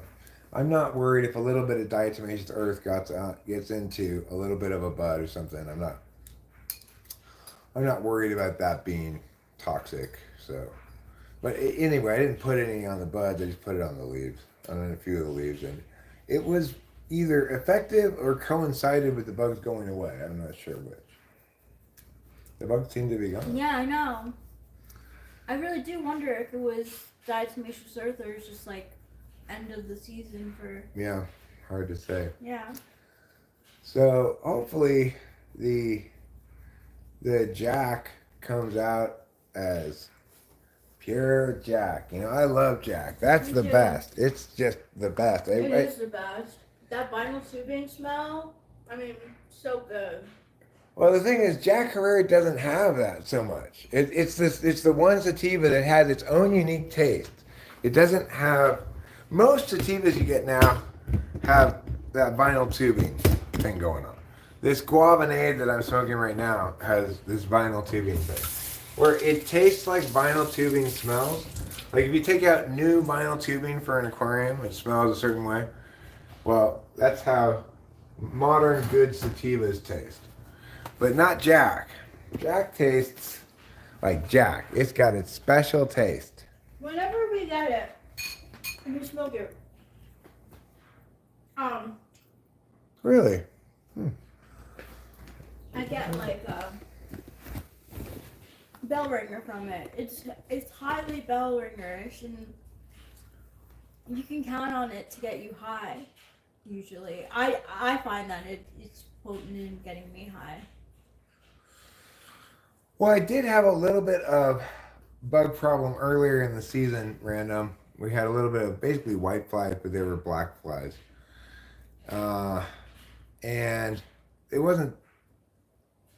I put a Robert Balloof just Yeah. every time. Every time. Every time you gotta come talk about your foreskin. So I put a little diatomaceous on some of the leaves where they had a little bit of that black fly, and okay, that's exactly what I'm talking about. Winston's mom. Winston's mom said I smoked something once that I described as tasting like blowing up a pool float toy. That's good. You That's what, that's vinyl? exactly Vinyl. it. That's Yeah. exactly the Mhm. taste. You're exactly right. That is a sativa, not Jack Herrera. Okay, I think Jack Herrera doesn't have that taste really, but almost every good sativa nowadays has that taste. I don't mind it. Hmm. I don't have a problem with that taste, but I just think that Jack's an exception. It tastes like Jack. Yeah.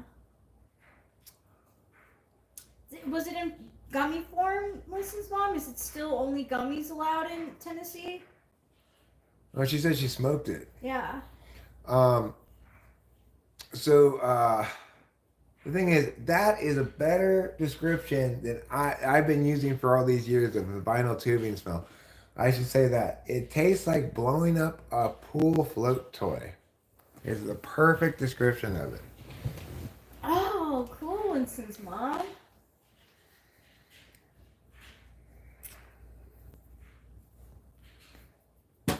Makes me want to smoke some weed right now.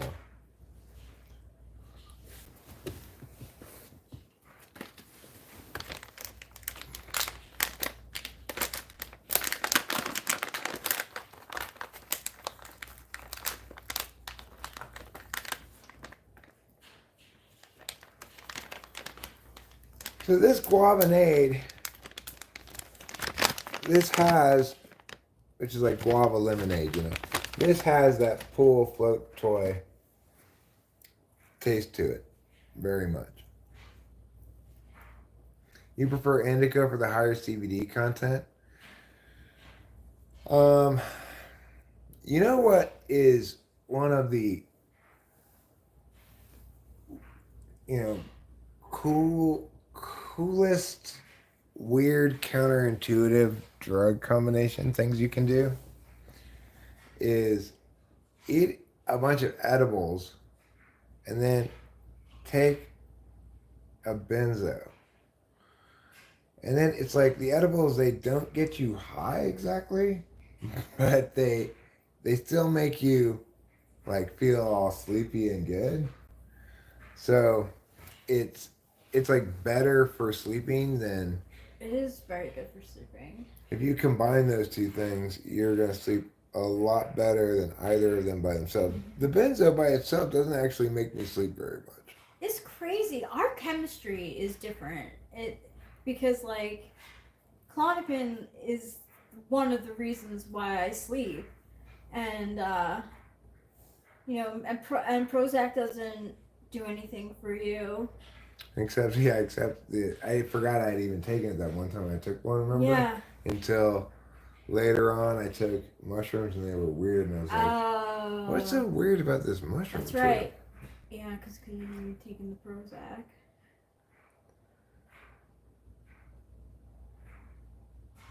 But Unicorn Oh. Ninja says that if you put supporting cages around the plant, the plant will sense that it can support bigger buds and grow bigger buds. Should we do it? That's fascinating, but no, I'm not gonna do that. Okay.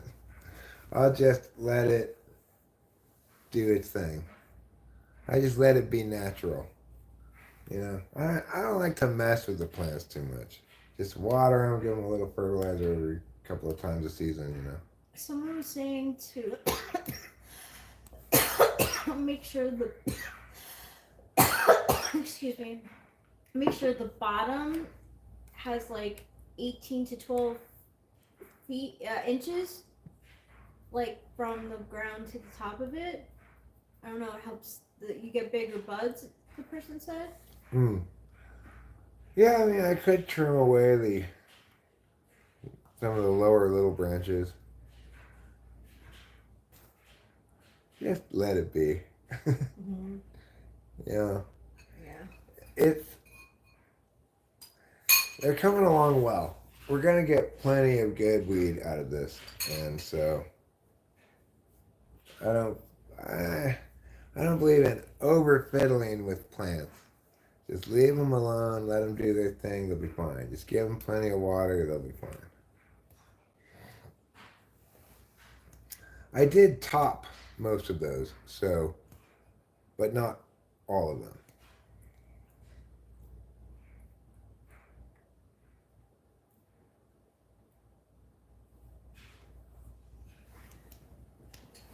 And topping is one of those things that people, but you do topping earlier in the season, so I'm more okay with that.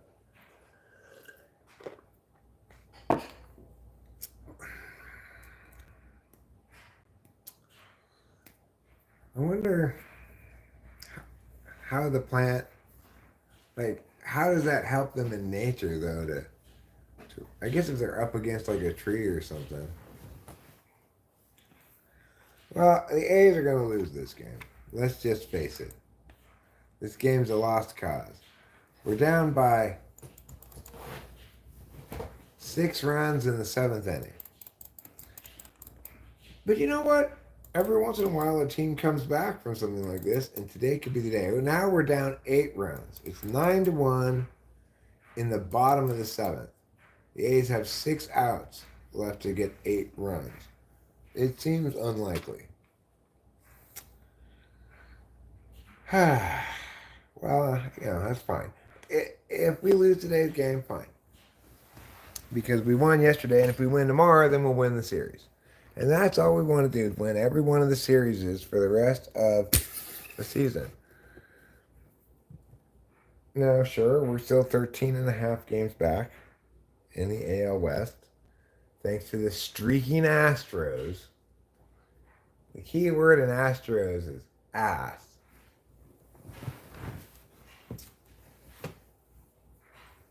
Bunch of cheaters. Yeah, they are a bunch of cheaters.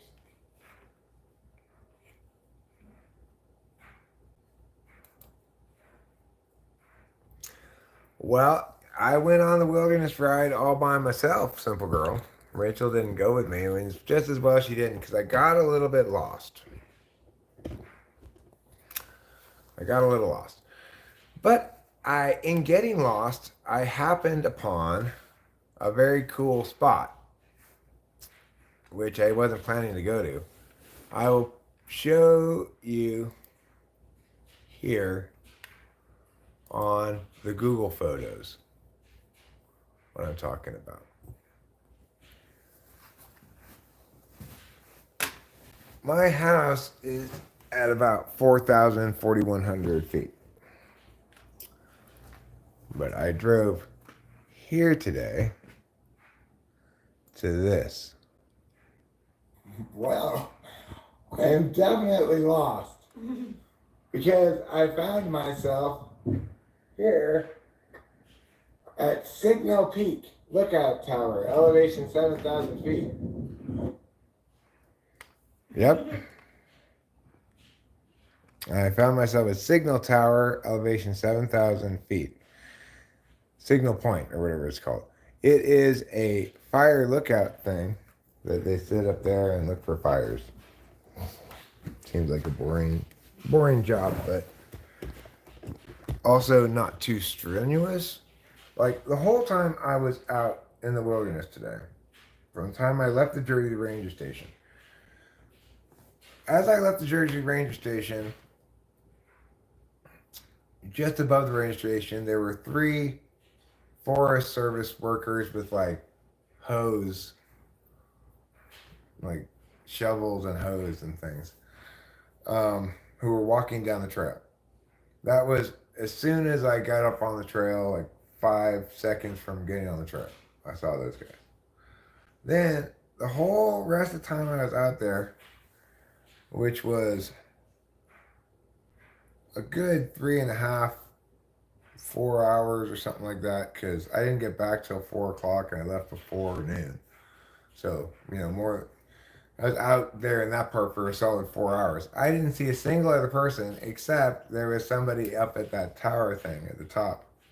I didn't go talk to him or anything, but And then the whole rest of the time, I didn't see a single other person. That's how unpopulated that part of the wilderness is. Granted, it's a Wednesday, but even when we go out on the weekends, I never see anybody out there. Yeah, I did have a couple bottles of water, and I had an iced tea, and I took 2 pieces of cheese with me, 2 little squares of cheese. Well, after I'd gotten lost, and you know, I the first I got lost, I went this way for a long time. I had to come back. Then I went that way, all the way up to the top of that mountain, and then I had to come back. By that point, I was getting really hungry, and I was like, "Oh, how could I have gotten so lost?" But then, I mean, I knew how I had gotten lost in the first place. So then I had to trek all the way back to the extension road cutoff that I had taken, which I shouldn't have taken. And once I got all the way back there, then I had to go back all the way I originally come.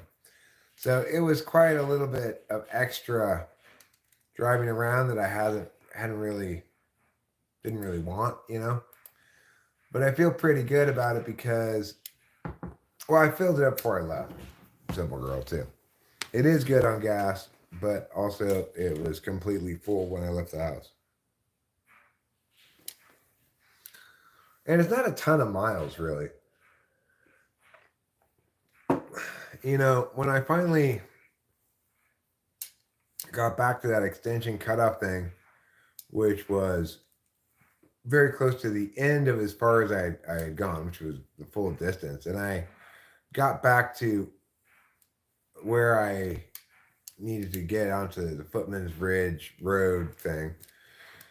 Um, it was only like really 30 minutes, 35 minutes or so from there back to the Jersey-Dale station. As long as I just steadily go the whole time and don't go super fast, but also, you know, I'm I'm I'm not rushing, but I'm not dawdling either, you know. On the way in, I'm much more looking around, stopping, taking pictures and stuff like that. So it's not that far, really. I did not scream Ricola. I did not. But now I wish I had.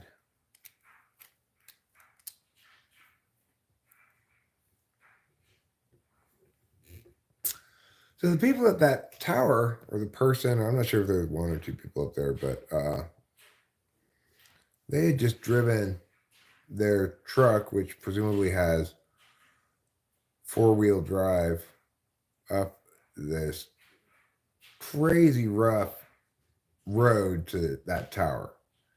It is not a road I would try to take anything other than a specialized wilderness vehicle up, but they somehow got their regular truck up there. So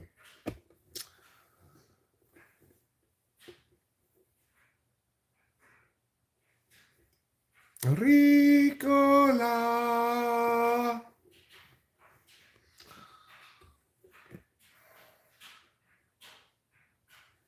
So it was really good though to get out and about, feel like, hey, look at me go. I'm like a real retiree.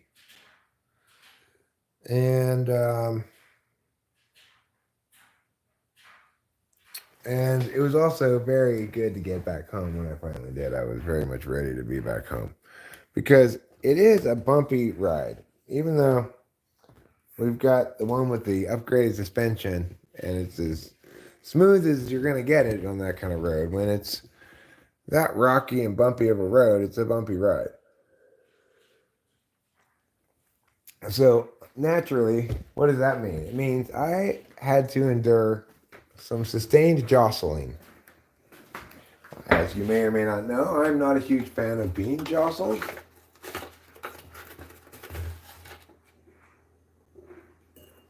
I generally prefer most, if not all, but most, a large majority of my experiences to be jostle free.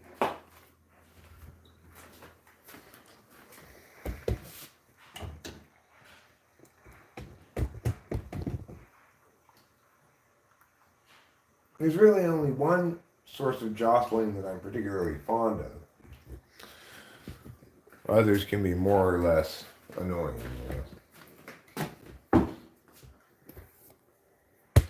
Naturally, the kind of jostling that I'm fond of is skydiving. Obviously, skydiving.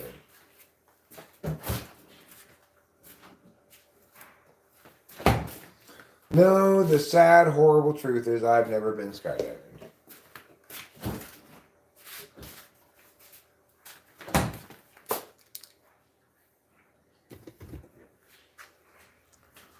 What's cooking? Film a cracking. Or what's cracking? Film a cooking.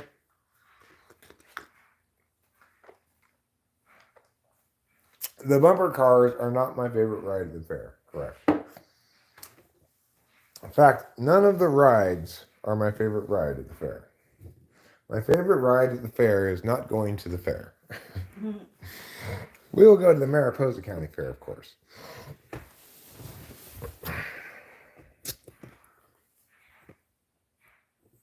Thanks, Putty Cat. Mostly great is what I do. Mostly great and occasionally terrible. I think you're totally great. Thanks, darling. You're wonderful. Oh, thanks. I like the bearded lady. They don't have bearded ladies at the fair anymore.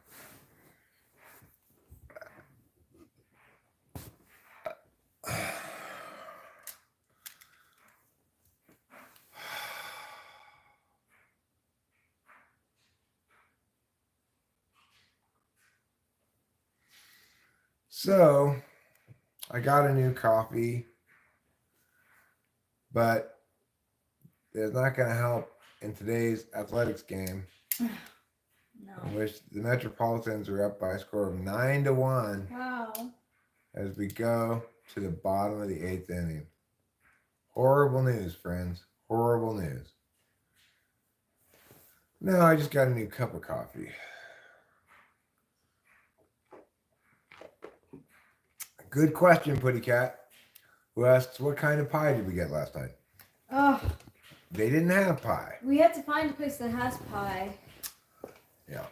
But by the time we got there, we were both hungry for food. So we got our usual corned beef hash and eggs.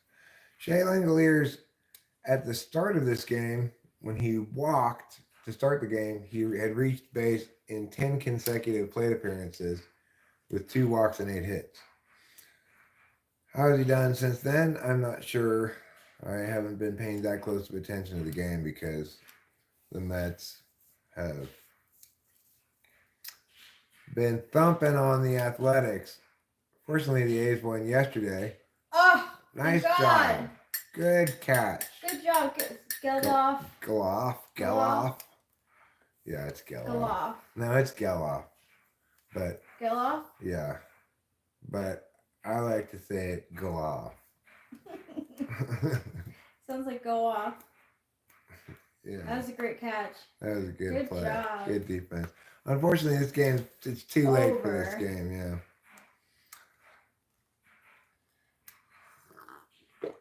But it's always good for a player, even though they're losing, it's always good for a player to follow through on the plays even when the game is over because, like, it builds your confidence. Well, also, every once in a while, there's a game where somebody is down 9-1 in the 9th inning and comes back. It's true. This could be that day. It could be. It doesn't happen very often, but every once in a while it happens. And that's why you watch all the way to the end. We all agree, though, that the Mets colors are just terrible. Yeah. The orange just really, against that blue, it's very eye-hurty. It is. It makes me think of the 80s for some reason. You know, like how, 80s was, very, clashing colors, bright. Yeah. Bright, neons and stuff. Yeah. Fair enough. And I wouldn't say the 80s had the best fashion. No. I can't wait, though, to the time I'm gonna be eating my words though, because I was like for the long so like 10 years ago I was like when is like the '90s kind of clothing coming back, and then it did come back, and I was like, oh, I remember why I hated '90s clothing. Okay, so what do you think the last decade that had its own thing was? Because at some point, Mm-hmm. it stopped being its own thing and started being referential to previous Yeah, things. because what do you think? '80s had like referential stuff. But it was its own vibe for sure. It was. It was. 90s, I'm not really sure about. It had its own vibe. It was kind of like, grunge, right? Grunge. Yeah, but that didn't last That long. didn't last the whole 90s, but it was No. okay. So it But then 2000s, was terrible. Fucking terrible. uh, Like women wearing jeans with dresses over them and like asymmetrical everything and like trying to mix like pink with a grunge look and tiny tops with big bottoms. Like it just well, yeah, see, I was tempted to say maybe the 80s was the last decade with really its own distinct look, but I could go somewhat 90s, I guess, like with, you know, the whole flannels and yeah, yeah, and ripped jeans, but they were like ripped jeans were actually ripped because they had been worn so much. But yeah, flannels, um, leather regardless, jackets. I just think that really, if you think you can picture what the 70s look like, the 60s Yeah, look like, yeah. the 80s look 80s look like, the like. 50s look like. '90s are a little 90s bit are more of a mixer. mishmash. Yeah. 2000s and beyond, it's all referential, Mush. right? Yeah, It's it all is. it's all people are too Previous. informed about various things that it could look like, and now I'm still a valley girl, Buddy Cat, to this day. To this day, I frequently, when I'm expressing dislike for something, I'll say to Rachel, gag me with a spoon. '90s was flannel, but it didn't last the whole '90s. Like if you Right. think about it, like late, like say from like '90. So like when Clueless came out, like maybe like '95 to um 2000 to 1999 was like a lot of like spaghetti straps and tight clothing on top, and like I said, like bit baggy bottoms, um, butterfly clips in the hair, um, those like choker necklaces that were made out of rubber, and like a lot of like plastic jewelry. It really wasn't. It was not really. All right. Well, listen to this. I have a question. Putty Cat, are you saying the last time a team came back from 9 innings down in the ninth inning was 1901? What? Wow. That's So a really long what you're time. saying to me, then, Putty Cat, is today I'm going to watch the greatest comeback in over a century, in over 120 years. Wow. That's how great the A's comeback is going to be today. It's going to be so great. Yeah. Coming back from 9 runs down, or I guess it's 8 runs down, right? It's 9-1, I think. So 8 runs down. What about 8 runs? Oh, that's the largest comeback in his ninth inning comeback in history. Let's Google when is the last time and a team came back from an 8-run deficit in the ninth inning. When last has an MLB team come back from an 8-run deficit in the ninth inning? That's not too long ago. The only team to erase an 8-run deficit in the ninth inning and win since 1934 was the Philadelphia Phillies on July 17th of 2020. They trailed 11-3 in the top of the ninth when they scored enough runs to win. So that's It could be done. it can be done, and today could be the day. Yeah. It's 9-1 currently, but there's nobody out in the top of the ninth inning, and it's a 2-ball, 1-strike count to Cameron, the batter. Unfortunately, what makes it less likely for us to successfully pull this off in the current reality is our best player, Brent Rooker, is on paternity leave. Paternity leave. We need him right now. How are we going to manufacture this massive comeback when our best player is at home playing with a baby? We don't need you playing with babies, Brent Rooker. We need you playing with baseballs. Uh-oh, it's 1 out now. 1 out in the ninth inning. Only 2 more outs to get 8 or more runs. I believe in you, Oakland Athletics. You can do it. 2 outs is plenty of outs. 2 outs.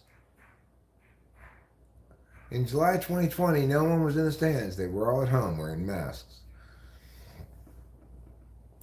I wasn't at home wearing a mask.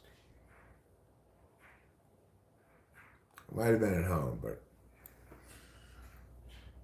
I was not a fan of masks. Hi, Dreamsy Smokes Reviews. How's it going? I hope you're doing well. And if it's snowing, then you must not be in hell. Because it's too hot for snow there.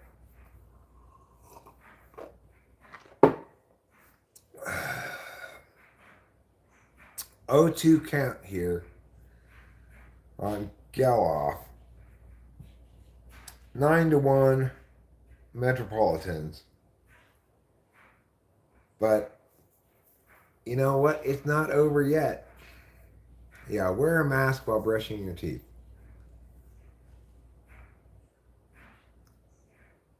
Oh, he's safe. Is he? No, he's out. Well, I think you might want to review that. He looked pretty safe to me. All right, now with 2 outs, nobody on, 9-1 deficit in the top of the ninth inning, it seems less likely than before that the Athletics will come back and win the game. But never give up hope. Never give up. That's what Jimmy Balbano said. And he didn't give up. He just lost. He didn't give up, though.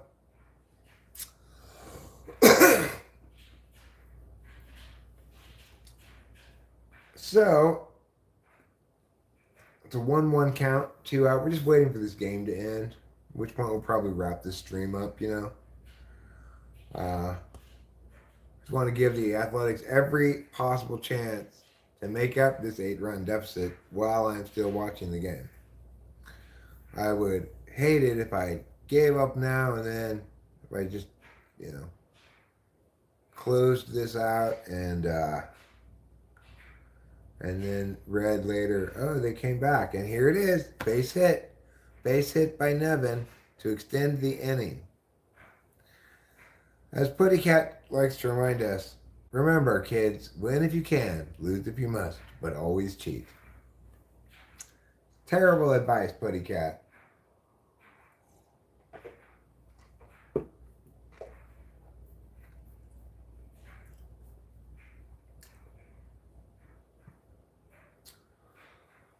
So, who's this guy they keep showing in the stands?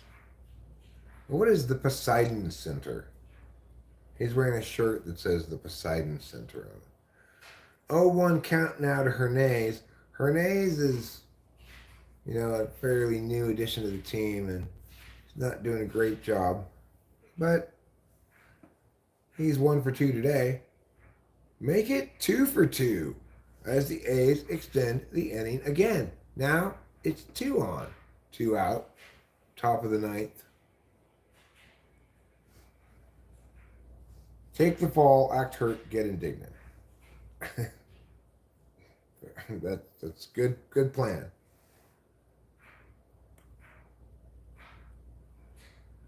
Wasn't that the ship that got hit by that wave?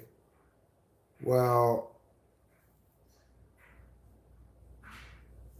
this is, we said the Poseidon Center on it. This guy's shirt. Let me Google it. I better watch this. Max Schumann's up. If I don't watch, then he's going to get out. But if I do watch, maybe the game will be extended by another at bat. 1-1, 1-1 is the count. As Max Schumann steps out of the batter's box for a moment, gathers himself, he's into the box, he's at attention, he's ready to hit. He's looking at the pitcher. The pitcher throws the pitch. Here it comes. Popped up. Max Schumann, the only reason I was watching was because we agreed that you wouldn't get out if I watched. Now the game's over and all of our chances are used up. No more chances.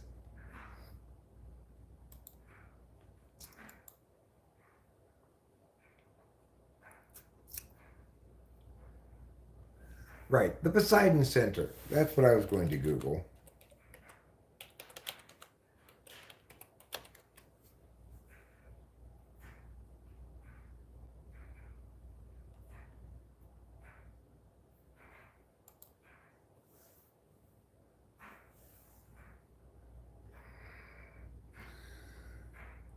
It looks like it's a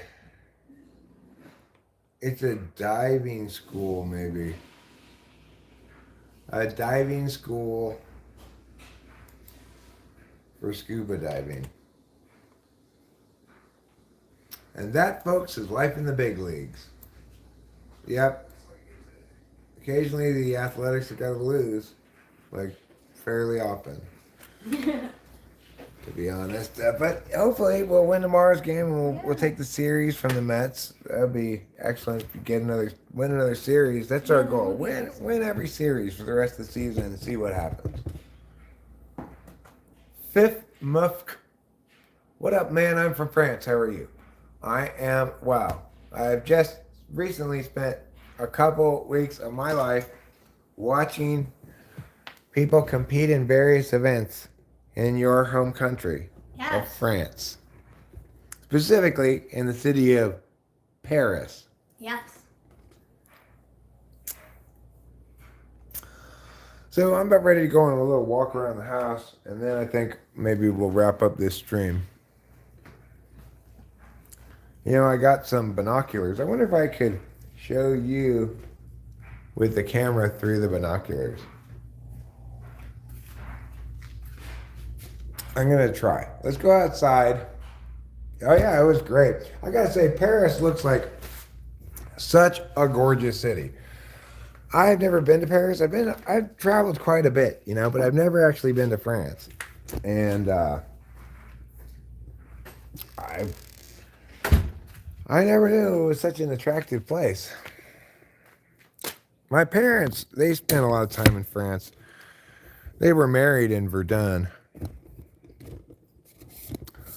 And because they were both working in Europe in the 60s for the U.S. military. And they got married in France. And they raved about how gorgeous France was, but I never really had a tour of the city of Paris like I did for watching the Olympics, I thought it was a great Olympics. I think you guys did a great job of hosting it. The fact that they were able to swim in the River Seine, that's pretty impressive. The fact that they had to wait a day because the pollution levels were a little high. Well, that's fine. That's fine. I'm impressed, nevertheless. And I think, the beach volleyball course, it looked like it should stay there permanently in front of the Eiffel Tower. The beach volleyball, not course, I but what do didn't you know call that it it? was right in front of the. Yeah, they put it right in front of the Oh. Eiffel Tower. They had a lot of cool stuff like located right in front of the Eiffel Tower. Apparently, Rachel tells me that French people don't actually look like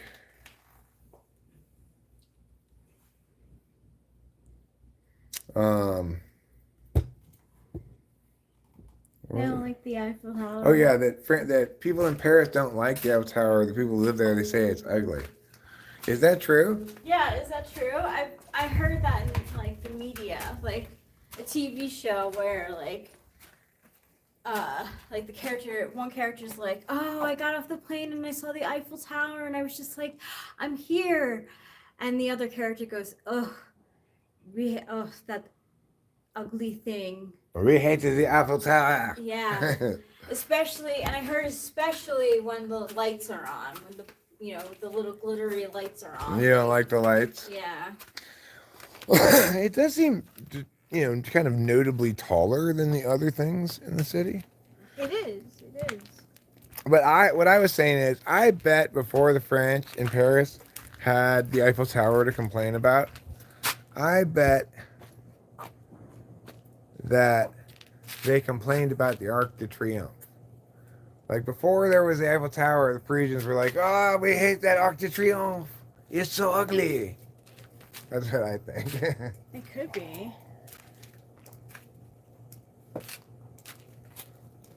But now they're all into the Arc de Triomphe. It reminds them of their triumphs. Eric, there is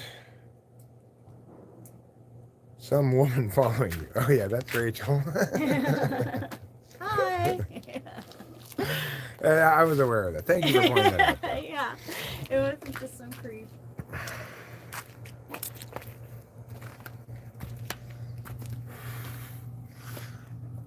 Not too buggy tonight, really. You know?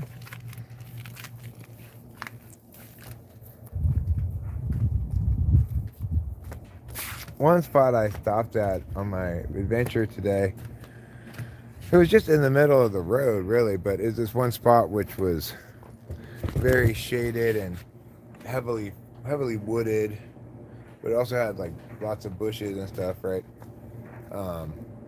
And there was a natural spring that was coming out of the hill, crossing the road, and when I stopped there were all these butterflies. Oh. They were all flying down to get the water from the spring. That must have been magical. Yeah, it was really gorgeous. It's one of the videos, though, that didn't upload yet from my phone. I'm not sure why. Oh. So I'll have to see what's going on with that. It's a great evening to be in Mariposa. It's a lovely temperature. We've got colorful laundry. Uh-huh. That drying rack is for clothing that doesn't go in the clothing drying machine. Yeah, for one reason or another. Because, as you may or may not know, there are some clothes that you aren't supposed to put in the dryer. Yeah. Maybe it's because they'll shrink. Yeah. Maybe it's because they're made out of cashmere. Yeah. Or maybe it's just because the clothing maker wants to be frou-frou and so says, oh, you can't put this in the dryer. I mean, it's kind of it. You think it's kind of a thing? Yeah, I mean, a lot of things from like Free People, you have to look at the label. Some things you can't even is like hand wash, and I'm like, I don't even buy it then. Never touch this article of clothing. Okay. Yeah, basically. This is for looking at only. And like Hollister stuff too. Like a lot of my dresses that I have, you can wash it in cold water with like colors, but you can't put it in the dryer or it'll shrink. And that's like so disappointing. Are you doing American Gothic?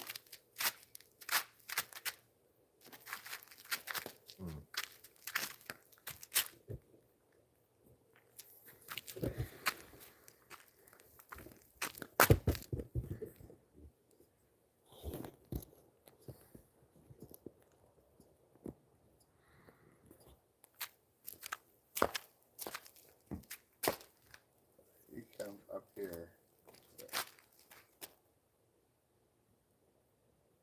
I've got a pitchfork. I got a pitchfork.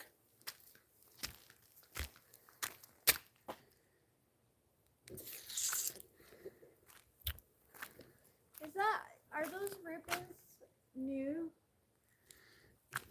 What ribbons? You know, like across the street marking like the I guess end of the property. You mean on our side? No, on the opposite side of the street there's a yellow like to the right.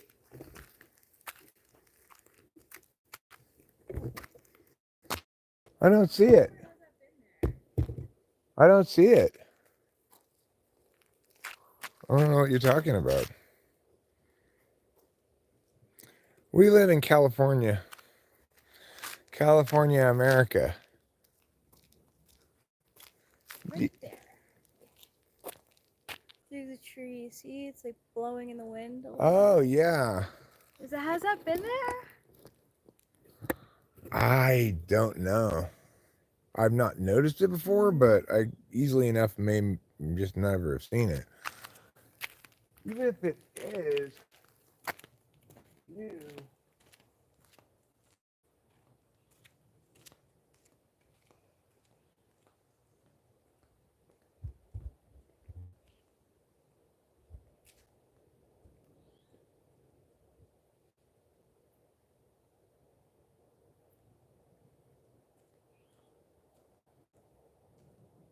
I don't know what that is.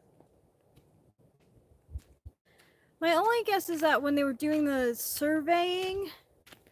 That might mark one of the property lines, but Yeah. that seems like it would be. I mean, if it does, then like the back, that edge of that house is right at the edge of the property line, because it seems like that property line cuts off that house a little bit. Maybe, I'm not sure. Maybe it's just like this hill is not for sale, everybody. God. They're just lying when they say that on that sign. We tried to buy it. We did.